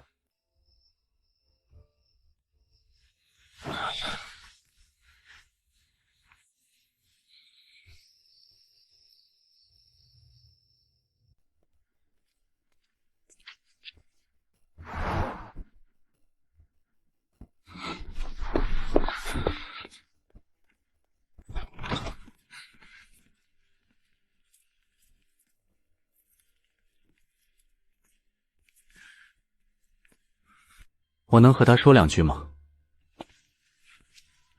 林老师，你果然厉害。现在我这个样子，你很满意吧？你并不后悔，你只是后悔自己做的不够干净。我有什么错？这个世界像我一样的人比比皆是。林凌云以为自己摘掉了一颗一毒瘤，我不过是千万人里的一个。你根本不知道这体系有多庞大。你扳倒了我，明天还会有下一个赵文远，你会后悔的。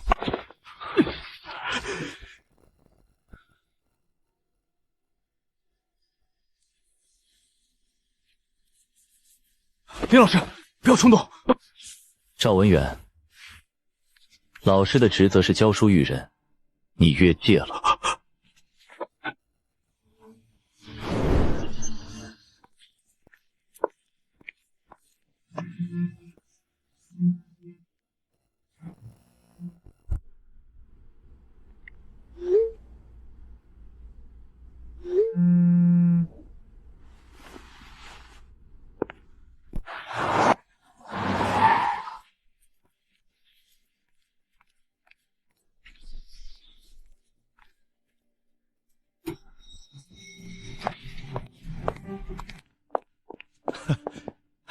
林老师，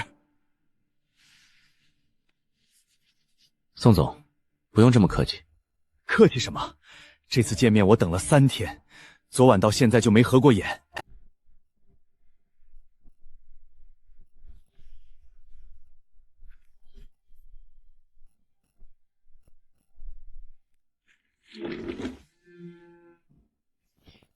宋总，对赌条款的触发日期是明年1月15号，算一下还有不到4个月。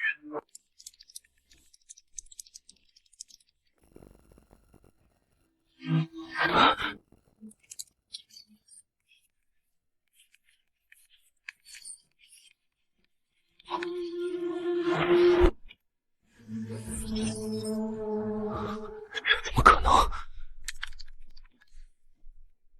你看看这套架构。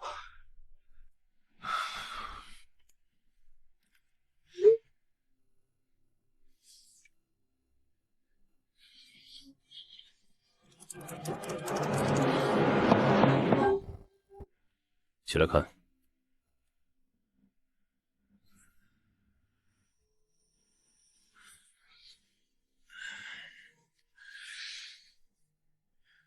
这个人到底什么来头？江海大学的讲师，上周刚升的教授。你在跟我开玩笑？他那个自适应羽翼锚定模块，我从谷歌出来到现在没见过第二个人能想到这种解法。这套东西要是能跑通，咱们目前的架构可以直接扔进垃圾桶。所以你的意思是？我的意思是，他一个人拿50%利润，说实话不贵。合作条款我们全部接受，明天方便见面谈细节吗？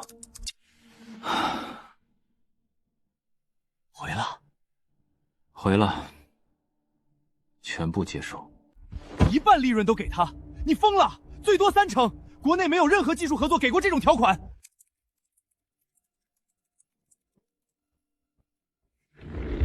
老何，你上个月房贷多少？老张呢？刚结婚的小刘呢？账上的现金只够发4个月，和翰林的对赌协议还剩60天，我们还有时间去谈30%吗？况且你自己也承认，他的方案是换代级的，我们去砍价，人家转身找大厂，1个星期内条件就能抬到他满意，到时候咱们连汤都喝不上。行，我听你的，但你确定他是真的，不是拿 PPT 忽悠融资的？见了面就知道。林老师，感谢你选择了我们。宋总，你直接全部接受我那份不算温和的条件，是因为技术值这个价，还是因为你没有别的选择了？2个都有，技术值这个价，但我也不瞒你，公司和投资方的对比协议还剩60天，再不拿出像样的产品，公司就完了。我对我的员工负责，我选你们也不全是因为技术，大厂资源比你们厚100倍，但他们有不缺我这一个合作的底气。我的方案丢过去，可能排在第5优先级，但你们不一样，你们是真需要这个东西活下去的人，需要活下去的人才会把全部力气用上。条款的事不扯了，我现在要跟你们谈一个额外的要求。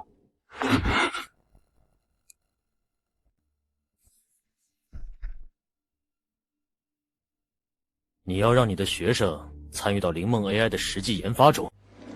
不只是参与，我要你们把产品的各个环节拆解成项目作业，分配给人工智能学院的学生。数据标注、测试用案编写、接口联调，所有能上手的环节全部纳进来。同时，你们抽调1线工程师做导师，打分检查。林老师，恕我直言，工程化落地有严格品控，毫无经验的学生介入会极大拖慢节奏。我们最缺时间，一个合格程序员至少要3年经验，正常培养周期摆在那儿，更何况……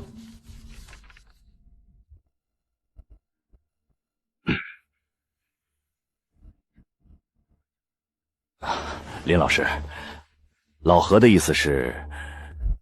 我听懂了。何总，你们每年校招聘多少毕业生？10个左右。10个人里，能在入职第1年独立完成一个完整项目代码的有几个？去年招了8个，能独立写完一个项目的2个，其中1个还是研究生。那这2个人是在大学里学会的，还是进了公司之后你们花了半年甚至1年带出来的？何总，你说培养周期是3年，这3年里学生在学校学的东西有多少毕业能直接用？过时的语言、脱节的理论，到了你们公司还得从头再来，这不就是在浪费时间吗？江海大学是2本，学生底子薄，我认。但我创立的这个学院不会让学生对着 PPT 学3年理论，我会让他们直接上真刀真枪的项目。你们的研发流程就是他们的课堂，一旦考试通过，你们将直接收获全国顶尖的人才储备。而且你们想过没有，如果模式跑通，云岚科技就是全国第1个把真实研发和高校培养打通的 AI 公司，以后整个行业的人才标准由你们来定。这面旗帜插下去能带来多少融资，你比我更清楚。我接。产学研的方案我接，具体怎么拆解环节，你牵头出一版详细的执行方案。今天下班前我要看到出口。好。林老师，除了学生参与研发，我还有一个不情之请，我希望云岚的工程师也能旁听你的课。不是全部，是几个核心岗位的人。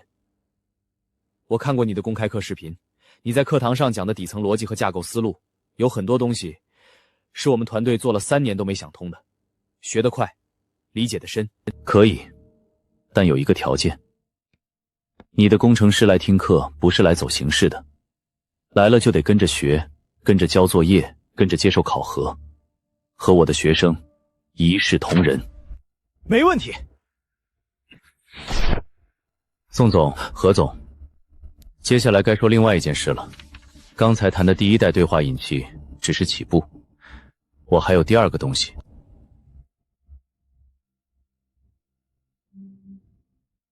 多模态？你有多模态的成果？有骨架，有理论验证，有完整的技术路径规划，但没有工程化落的条件。第2代架构的训练数据量是第1代的50倍以上，算力需求更是天文数字，光 GPU 集群至少需要你们现在规模的10倍才够起步。这些东西光靠云联现有的资源远远不够。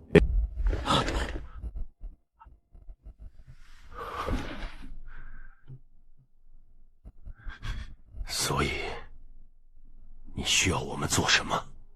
当务之急是第1代做好，让你们的资金链稳住。但我希望从现在开始，云岚的战略重心要往算力扩展上倾斜。算力储备是第2代启动的前提条件。做到了，第2代的分成比例我可以让对，让多少取决于一个标准。我的学生培养的越好，你们拿到的比例就越高。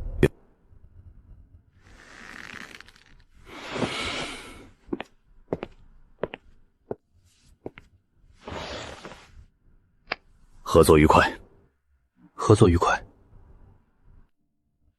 别急着走，有一个细节要现在定下来。你们的工程师来学校听课这件事，第1批人选什么时候能定？因为人工智能学院的开课日期已经定了。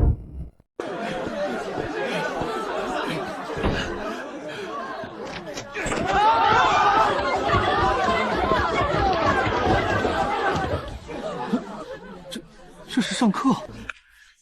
各位同学注意，204是人工智能学院专用教室，没有座位的同学请有序离开，门口是消防通道，堵在这里违规。学到东西比消防重要。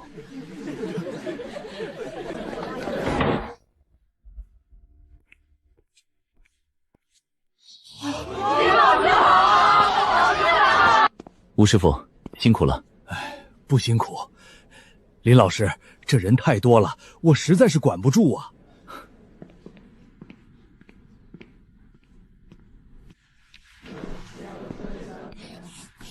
想听课的都可以留下来，但有2个规矩：第1，保持安静；第2，手机全部调成静音。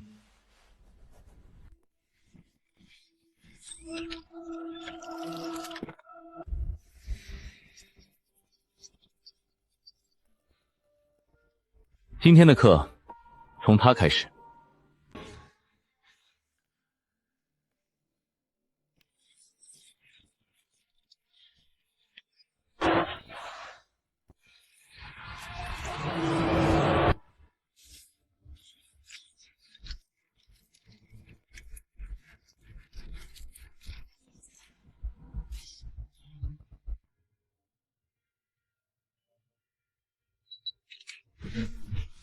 下课还你。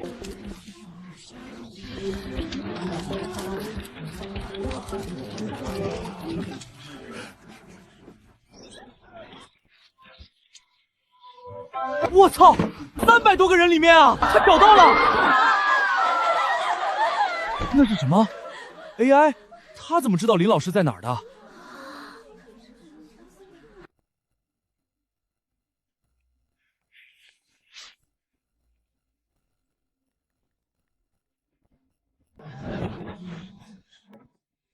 刚才这个演示你们都看到了，现在告诉我，他是怎么在300多个人里面找到我的？摄像头拍了您的照片，然后一个一个比对脸部特征，人脸识别。方向对了，但不完全对，分3步。第1步看，采集图像；第2步拆，用卷积神经光络提取特征向量；第3步比，计算余弦相似度。但这都不是最难的，最难的部分是他在一个拥挤的教室里，怎么规划路线走到我面前。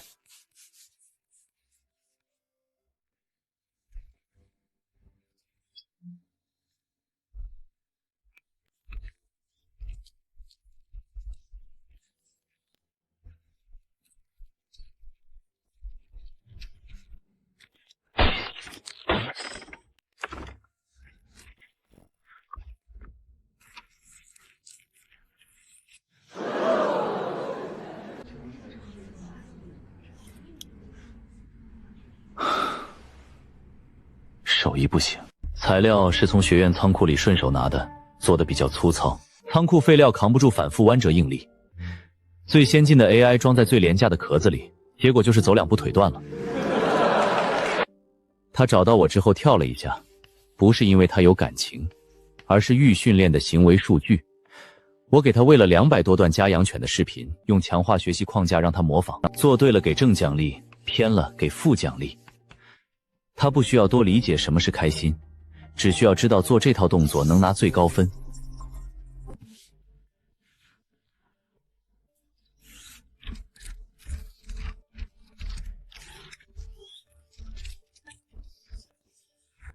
好可爱！我决定了，我的毕业设计就做这个。那咱们一起做，反正毕设没规定只能1个人。林老师，科幻电影里的 AI 警察能自己巡逻，发现犯罪自动报警的那种，现在能实现吗？能。从 AI 角度看，人类行为都是数据，如果动作轨迹偏离正常范围超过阈值，比如突然加速冲向别人，抬手击打 ，AI 就可以判定为异常行为，触发预警。林老师，我有最后一个问题。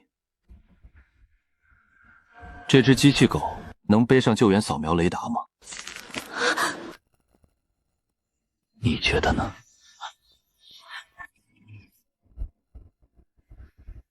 能。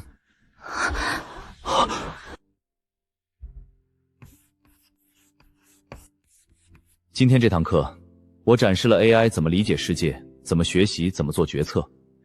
这些能力可以让机器狗找到我，叼回黑板擦，跳起来逗你们开心，也可以让它再去帮忙寻找人员。区别在哪儿？区别在你们学这些东西的人，决定了这些东西到底用来干什么。申磊，把那段机器狗的行为参数整理出来，视觉识别响应速度、人群定位精度、路径规划实时修正频率全部量化，然后告诉我，如果把摄像头换成红外热照相模块，把照目标就跳起来的预设改装成安装雷达，找到伤员发出报警的灾区搜救权，从改装到实地使用需要多长时间？如果硬件现从的话，48小时。我是王志海，有一个紧急情况需要你立刻关注。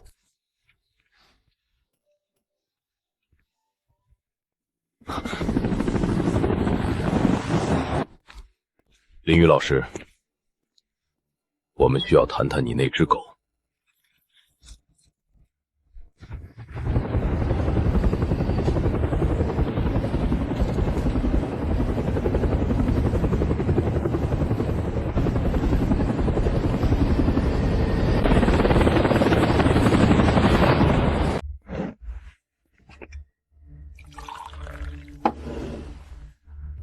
林老师，今天上课一共来了多少人？300出头。我们将对相关人员开展全面资质核验与信息摸排，你的在册学生、旁听人员以及云岚科技派驻的5名技术人员全部纳入本次核查范围。我的学生又没犯法。林老师，你今天在课上展示的东西已经超出了教学的范畴。视觉识别的响应延迟是多少？用普通的民用级芯片30毫秒左右，如果换上专用的边缘计算单元，能压近10毫秒。也就是说，从发现目标到给出动作指令，它比人类的神经反射还要快。那是硬件决定的 ，AI 机构只是提供了一条最捷径的运算通道。在复杂背景下，比如烟雾、强光干扰，路径规划算法会受影响吗？普通的视觉传感器会，但算法本身支持多模态输入。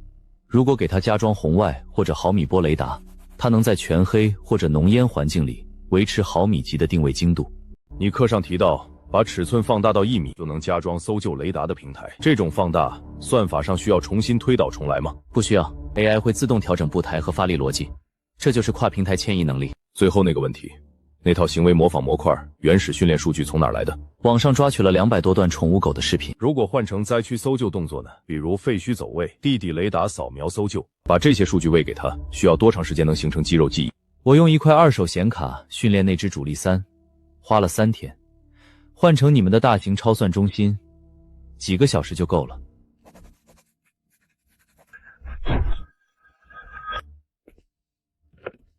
是，明白。黄老已经到了。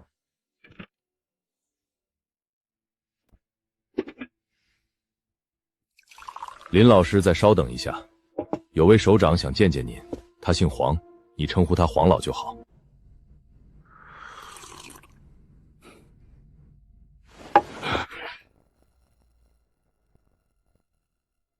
我的课好像确实惹出大事了。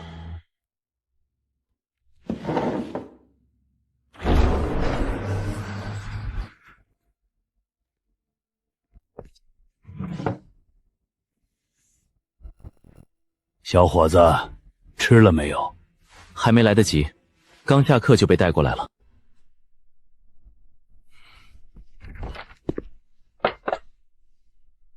先吃饭。林老师，饭吃完了，我们说正事。你在课堂上展示 AI 控制系统，确实让人意外。它的算法构架很巧妙，用极低的硬件成本实现了复杂的行为逻辑。我们技术处的初步评估报告给出了极高的评价。国家对这种具有潜力的技术高度重视，希望能拿到这套 AI 控制系统的底层代码和架构方案，作为国防科研的基础参考。当然，国家不会白拿你的东西，我们评估过，愿意支付500万作为技术转让的报酬。如果后续技术进入工程化阶段，你个人还可以申请专门的项目经费和科研奖励。龙上校，这个技术恐怕不行。林老师，我很直白的说一句，你今天搞出来的东西，这属于高度敏感的技术，如果流出国境，或者被境外势力拿到手，后果不堪设想。国家不可能放任它不受监管的存在于民间。你听我说，你先听我说。我理解你们搞学术的人对技术专利有自己的想法，但这已经不是一个纯粹的学术问题了。500万是合作的诚意，我们可以是买断。如果你觉得价格不够，但技术必须上交，这件事本身没有商量的余地。小龙，你这说的是什么话？人家林老师话还没说完，你就突突堵了人家3轮。当年我带你的时候就告诉过你，嘴比脑子快的毛病不改，迟早吃大亏。小伙子，别管他，你继续说。你刚才那句这个技术恐怕不行，到底是个什么意思？是觉得500万少，还是有别的顾虑？你直说就行。黄老龙上校，你们真的误会了，我不是嫌500万少，更不是想藏私。我是说，今天课上演示的那个 AI 系统，作为大学课堂的教学道具，糊弄一下学生还可以。它的视觉识别对光照条件极其敏感，稍微强一点的怒光就会丢失目标。路径规划在高速运动状态下存在120毫秒的延迟。最致命的是，它的行为控制只能执行写死的预设序列。拿这种浑身是漏洞的残次品去套你们500万的国防经费，那是犯罪。这钱我拿着嫌烫手。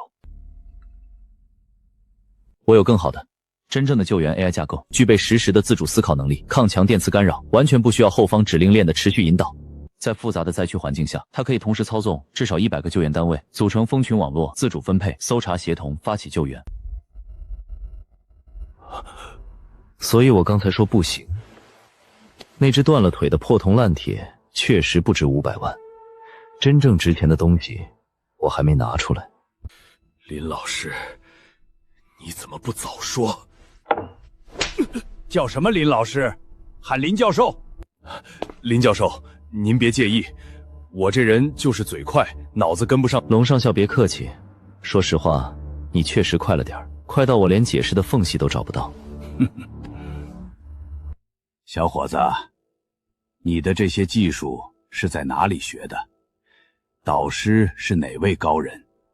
自己瞎琢磨的。我平时在学校教跨学科的课，接触的资料杂，物理、力学、计算机算法，看多了就试着把它们揉在一起。理论基础都是现成的。小龙是我以前的警卫员，跟了我6年。打仗带兵的本事有，就是跟人说话的本事一点没长进。你别跟他一般见识。但一旦指挥层被摧毁，系统就会瘫痪。所以这套架构的另一个特性是去中心化。当某个节点被毁或通信切断时，剩余单位自动接管算力，重新分配任务优先级。抗强电磁干扰，具体怎么做到的？通信机制不依赖单一频段，采用跳频加频谱感知的混合策略，能在极短时间内自动寻找干净频段进行数据握手。只要有短暂间隙，就能维持至少 60% 的协同能力，但算力消耗极其惊人，要驱动100个甚至更多救援单位的实时动态决策，至少需要一座小型数据中心级别的算力平台，电力消耗以兆瓦为单位。技术我能给，但硬件设施得靠国家自己想办法。我们不买断你的技术，我们准备成立一个特殊的救援信息化顾问组，我想请你进来。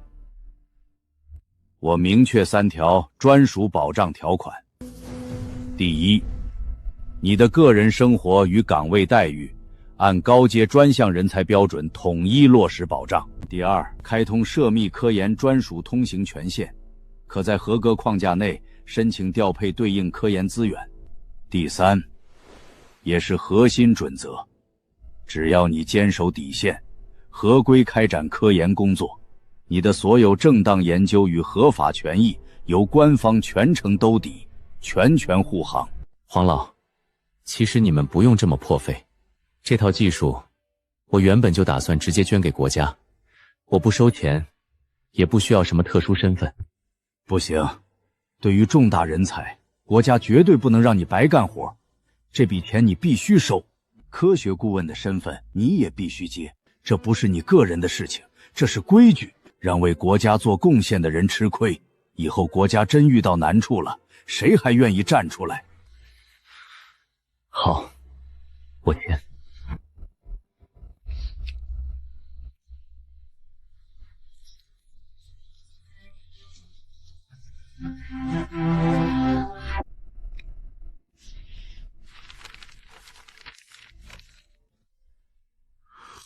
对了，小伙子，你那个课以后还上不上？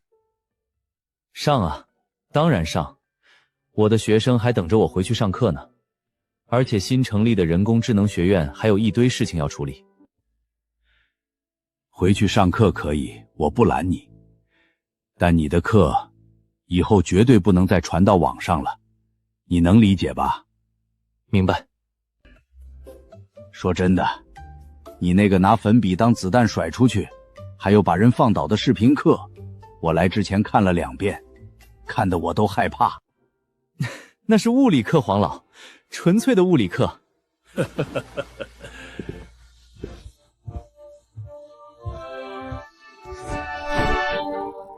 10分钟前，上级审批通知已下达，即日起，林宇的安全管控层级由 A 级上调至重点专项管控层级。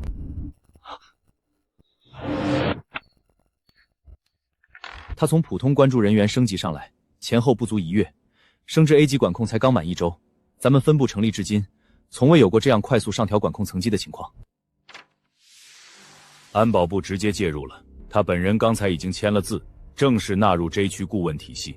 从今天起，林宇不再仅仅是我们的观察对象，也不仅仅是个有潜力的大学老师，他是国家的核心资产。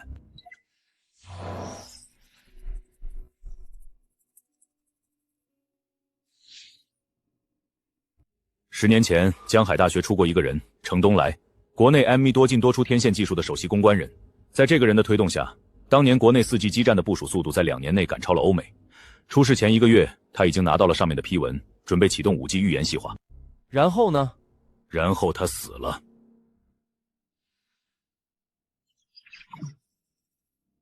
2011年11月3日，程东来参加他表弟的婚礼，席间他吃了一颗喜糖，2天后，程东来在办公室晕倒，心衰、肾结，送到市第一医院的时候，人已经抢救无效了。法医做了最全面的毒理分析，在死者体内提取到了2种极难合成的化合物，这是一种极其高明的复合毒素，单吃哪一种都没事，但一旦在胃酸环境下结合，就会迅速破坏内脏功能。当年是我们队负责外围排查，查了整整半年。把那个婚宴大厅的服务员、厨师，甚至送菜的司机全都查了个底朝天，查不到源头。但有一件事我们后来查得清清楚楚，程东来被害那年，他那个办婚礼的表弟就在婚礼当天晚宴一结束，连夜带着全家人登上了飞往美国的航班。他们落地后直接拿到了绿卡，在那边买了别墅，换了身份，至今活得好好的。江海大学同一所学校，10年前走了一个程东来，国家的5G 项目因此迟住了至少2年。现在那里又出了一个林宇，相关成果具备极高的工程落地与综合应用价值，可在重大装备、特种作业等关键领域实现规模化使用转化。它的价值有多大，我不需要再重复。那些在暗处盯着的人，很快也会意识到这一点。派人去云岚科技的公司总部，对他们的服务器再进行一次全面清洗。任何带出内教室的代码和图纸必须就地封存，严禁上传公网。第二，安保升级，从明天起，给林宇配备2名明面上的警卫员，对外身份可以是学校新招的保安或者司机。另外安排4名便衣，全天候24小时轮班保护。安排太多人跟着，会不会影响他在学校的正常教学活动？他之前就很反感被监视。他很能打，这我知道，但程东来当年也很健康，明枪易躲，暗箭难防。他们真要动手，不会派几个流氓去小巷子里堵他，防的是投毒、意外车祸，甚至是无人机袭击。我们要做的是把危险挡在林宇的视线之外，不让他察觉，这是你们的专业基本功。第三，请通讯安全工作组即刻对林宇相关电子设备与校内业务系统开展专项安全核查管控，对其个人手机、办公电脑以及人工智能学院对应内网权限进行实时监测，一旦监测到异常数据传输，第一时间阻断处置。这就意味着，如果有突发情况，在必要的时候，你们所有人都要做好用身体去挡子弹的准备。散会，各小组立刻行动。一颗喜糖，一个果实，10年落后的科技进程。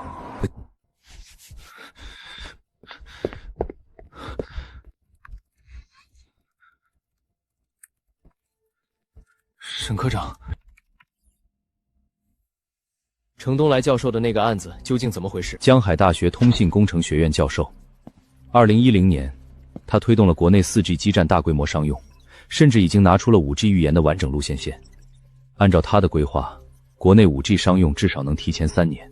2011年11月1日，他去参加表弟的婚礼，两人从小一起长大，程东来还资助过他上大学。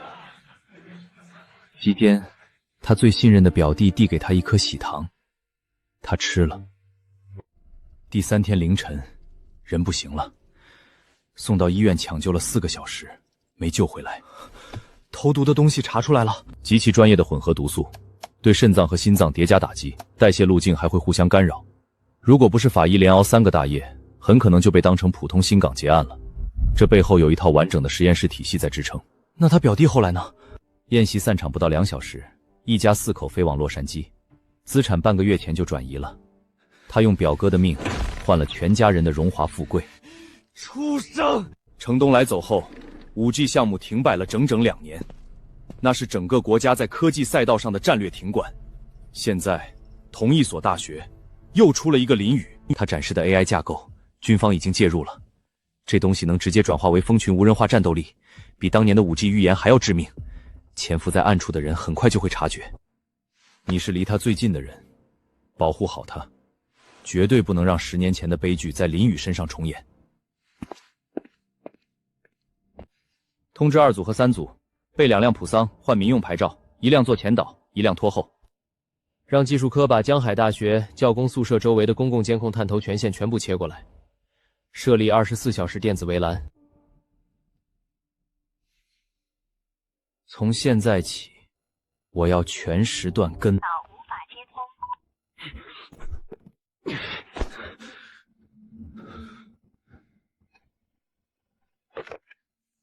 宋总、何总他们回来了，在1楼等电梯。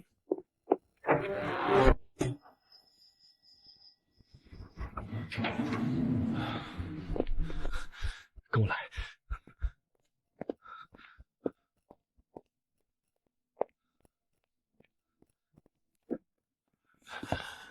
老何，你们是不是被抓了？没被抓，被审了。谁审的？安保部。林宇，到底犯什么事了？不是犯事，直升机直接降落在校园停车场。那你们怎么回事？安保部的人把我们带到空办公室，严厉审查了身份，让我们签了最高保密级别的协议，然后就把我们放回来了。老何，你仔细回想一下当时的细节，警方的人出现时，林宇慌了没有？没慌，他就站在那儿，手上还抱着装机器狗的纸箱，表情非常平静。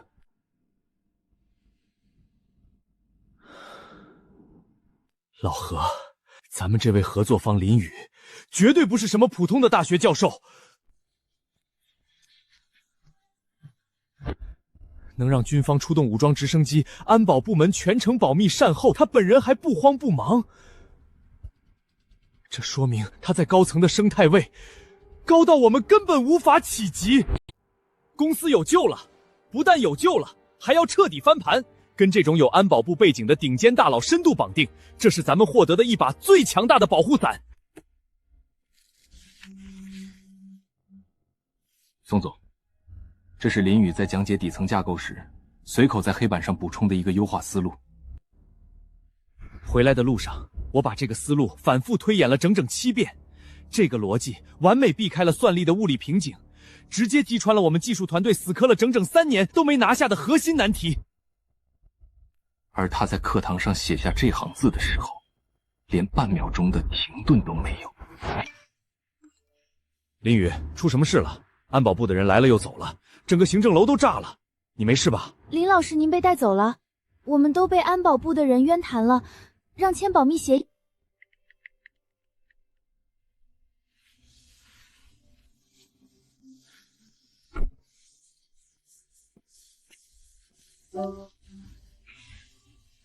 看来全天候安保已经安排上了。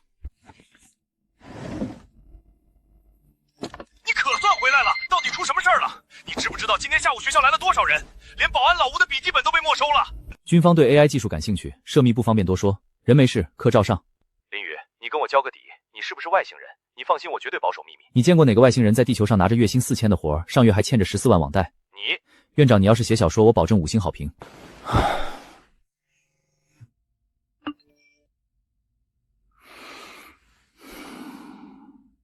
各位同学，从今天起，你们所在的人工智能学院的所有课堂内容被列入国家保密范畴，保密等级为 B 级。在座每一个人在离开这间教室之前，必须签署国家保密协议和涉密人员行为守则。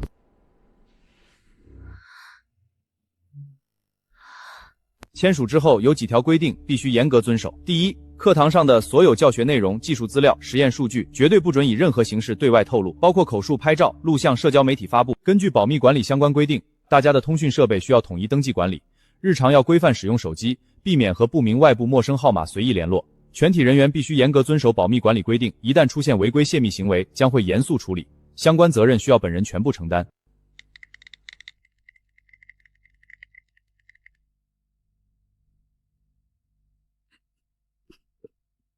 他们在闪什么？别问。开始签字，一个一个上来，拿身份证，签完名按指纹。那个，咱们以后是不是不用担心找工作的问题了？大胆点儿，跟着林老师上课，他让咱们以后去月球办公，我都信。你们签了这张纸，身份就不一样了。从今天起，你们不再只是江海大学的学生，你们是涉密人员。大中生，让他签个保密条例，直接送他回去。同学，你哪个学校的？这里不是你该来的地方，把这份保密协议签了，我派车送你回学校。这里的课程已经涉及国家机密，不对外开放，你继续留在这里，违反了规定，马上签字，然后出去。我不走，我要上林老师的课。同学，这是涉密教学区域，你不是在册学生，没有资格留在这里。签个保密合同，我安排人送你回学校。我不回去，我要留在人工智能学院，我要上林教授的课。这不是你想不想的问题，人工智能学院只接收本校大学生，你连高中都还没毕业。回去好好准备高考，将来如果考上了江海大学，再来。我等不了那么久，你不懂，我等不了那么久。我叫程建国，我爸叫程东来。我爸10年前被人害死的，一颗喜糖。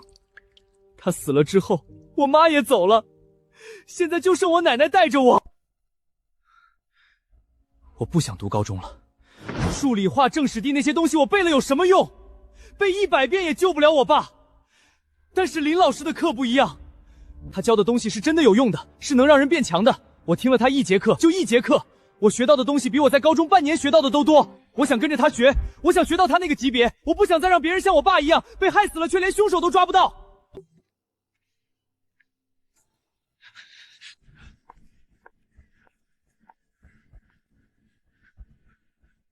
程建国，对吗？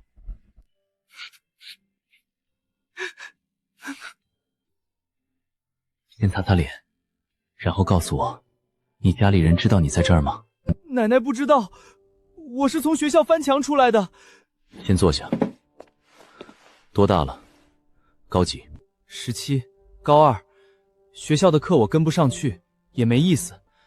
我在网上看到您的课，逃课来听的。这个学生的情况你们清楚吗？程东来教授的案子我了解，但这孩子未成年，不具备签署涉密协议的资格，而且人工智能学院门槛是本科在读。程建国，你逃课对不对？大学的课你听得懂吗？不对，听不太懂，但我能跟上。给我5分钟，我打个电话。林老师，这孩子命苦，他爸走了以后，他就跟丢了魂儿一样。您要是能管得了他，我没意见。我想收他做旁听生，他的保密等级和管理责任全部由我个人承担，监护人已口头同意。至于他高中的学业，我来补。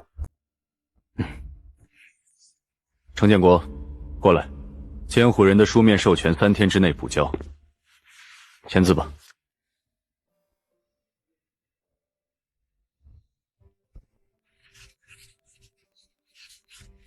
好了，上课。AI 在看一张人脸的时候，看的不是你好不好看，它看的是你的眼角距离、鼻梁弧度，所有这些几何关系被压缩成一串谁也看不懂的数字，这一串数字就是你的特征值。当系统扫描到一张新的人脸，提取的坐标点跟数据库里那串数字吻合度超过 99.7% 的阈值时，系统就会认定这是同一个人。AI 是怎么记住你们说的话的？就像你跟朋友聊天，上一句说好热，下一句接去吃冰淇淋，冰淇淋这个词就是被热这个字激活的，这在模型里叫注意力机制。丁，当前课堂31名学生深度理解 AI 特征提取与注意力机制。理论部分讲完了，提问环节。林老师，我想问的是 AI 的出现对我们人类来说，它到底是好事还是坏事？那还用说，肯定是好事啊！以后人人都不用上班了，天天在家躺着，年薪100万。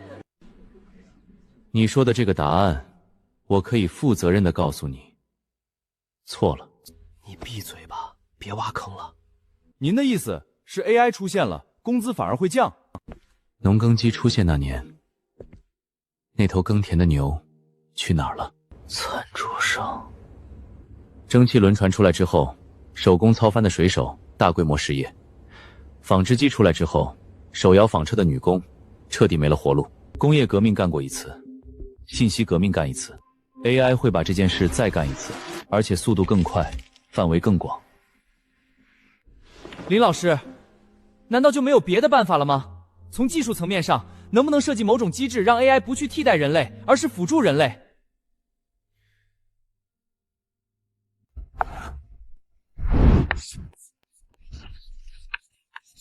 技术层面解决不了，因为技术本身不会替你做选择。锤子不会自己决定砸钉子还是砸人，做这个决定的是拿锤子的那只手。你们的父母是农民，是工人，是在工厂流水线上磨了大半辈子的普通人。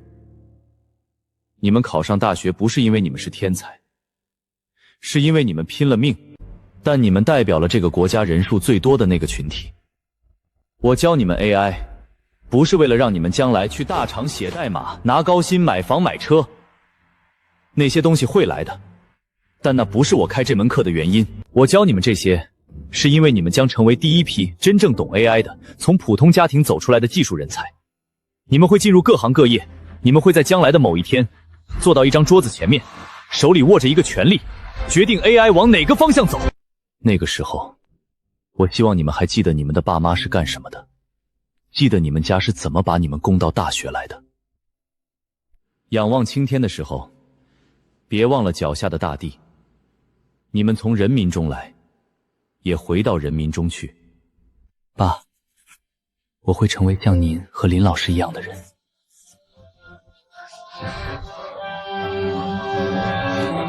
完了，他是想让我改变世界啊！我连高数都还没学明白。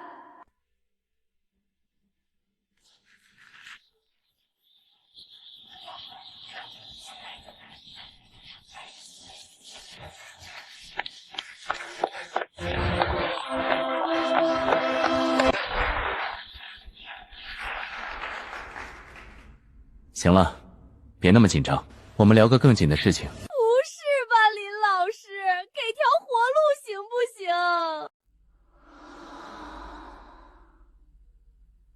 课后作业。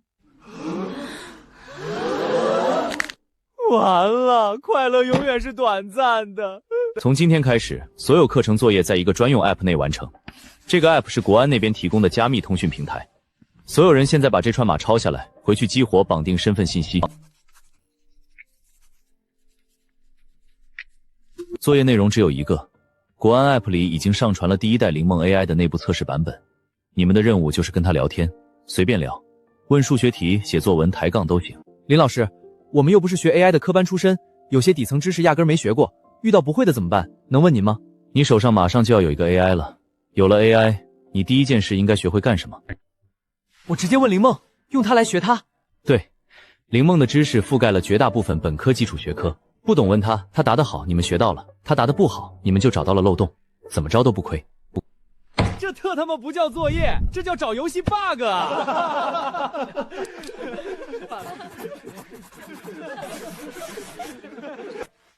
今天的课到这里 ，App 激活后24小时内必须绑定身份，作业截止时间下周一上课前。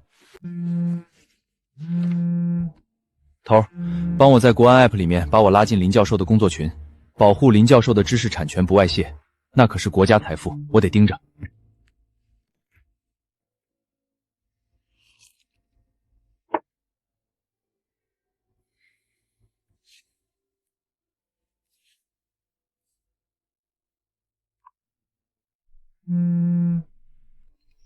王局长，您要是不把我拉进群，我就给上面打报告，说您私自违反保密原则进了林教授的教学群。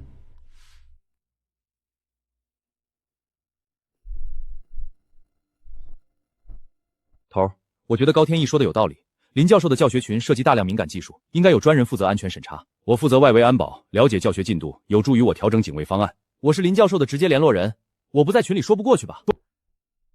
进去可以，但谁要是扰乱人家正常教学秩序，我亲自把他踢出去。听到了没有？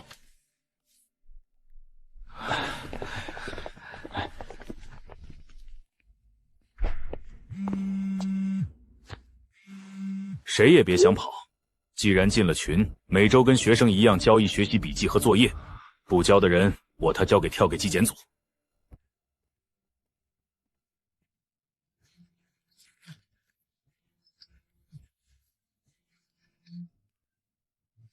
永义，局长，出大事了！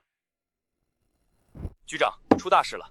今天上午，安保部和我们联合对云岚科技的服务器做合作前置安全排查，本来是走程序，结果技术组在底层数据传输日记里发现了一个隐藏进程。说，特种级别的后门程序，持续运行，潜伏时间暂时未知，一直在向境外服务器同步传输数据包。传了什么？初步判断，包含云岚 AI 引擎的核心代码片段，具体范围还在分析，但量不小。隔离处理了吗？已经物理断网，服务器全部封存，云岚所有核心技术人员的通讯设备临时扣押，正在做背景侦辨。龙处长在现场主持，宋琦和一批工程师被要求原地待命。永义，查2件事：第一，后门程序的植入时间节点精确到天；第二，数据高的传输内容清单，重点确认有没有涉及灵梦 AI 相关的文件和代码。明白。技术组说最快今晚，最迟明天上午出结果。今晚之前，这件事等不到明天。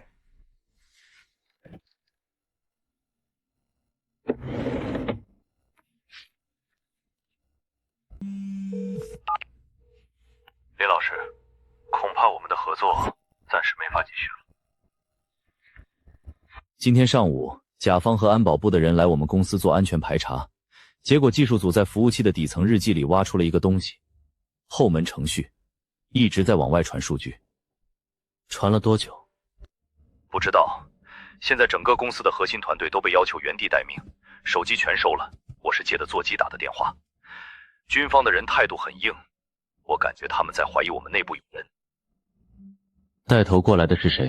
军方来的，苏省兵区对外联络处的处长，姓龙。我过来一趟。林老师，你别来，那边全是军方的人，态度很严，你过来也帮不上忙，反而……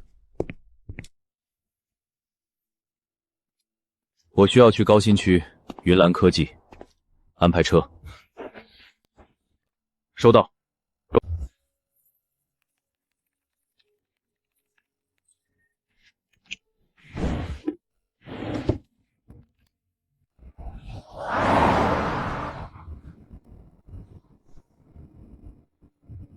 部署第一代架构时，我留了一手。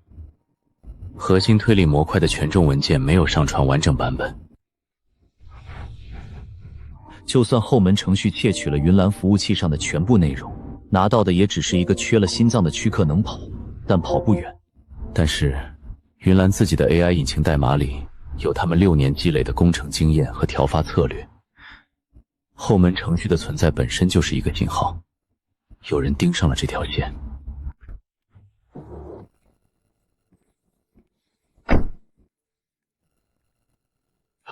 林老师，你别过来！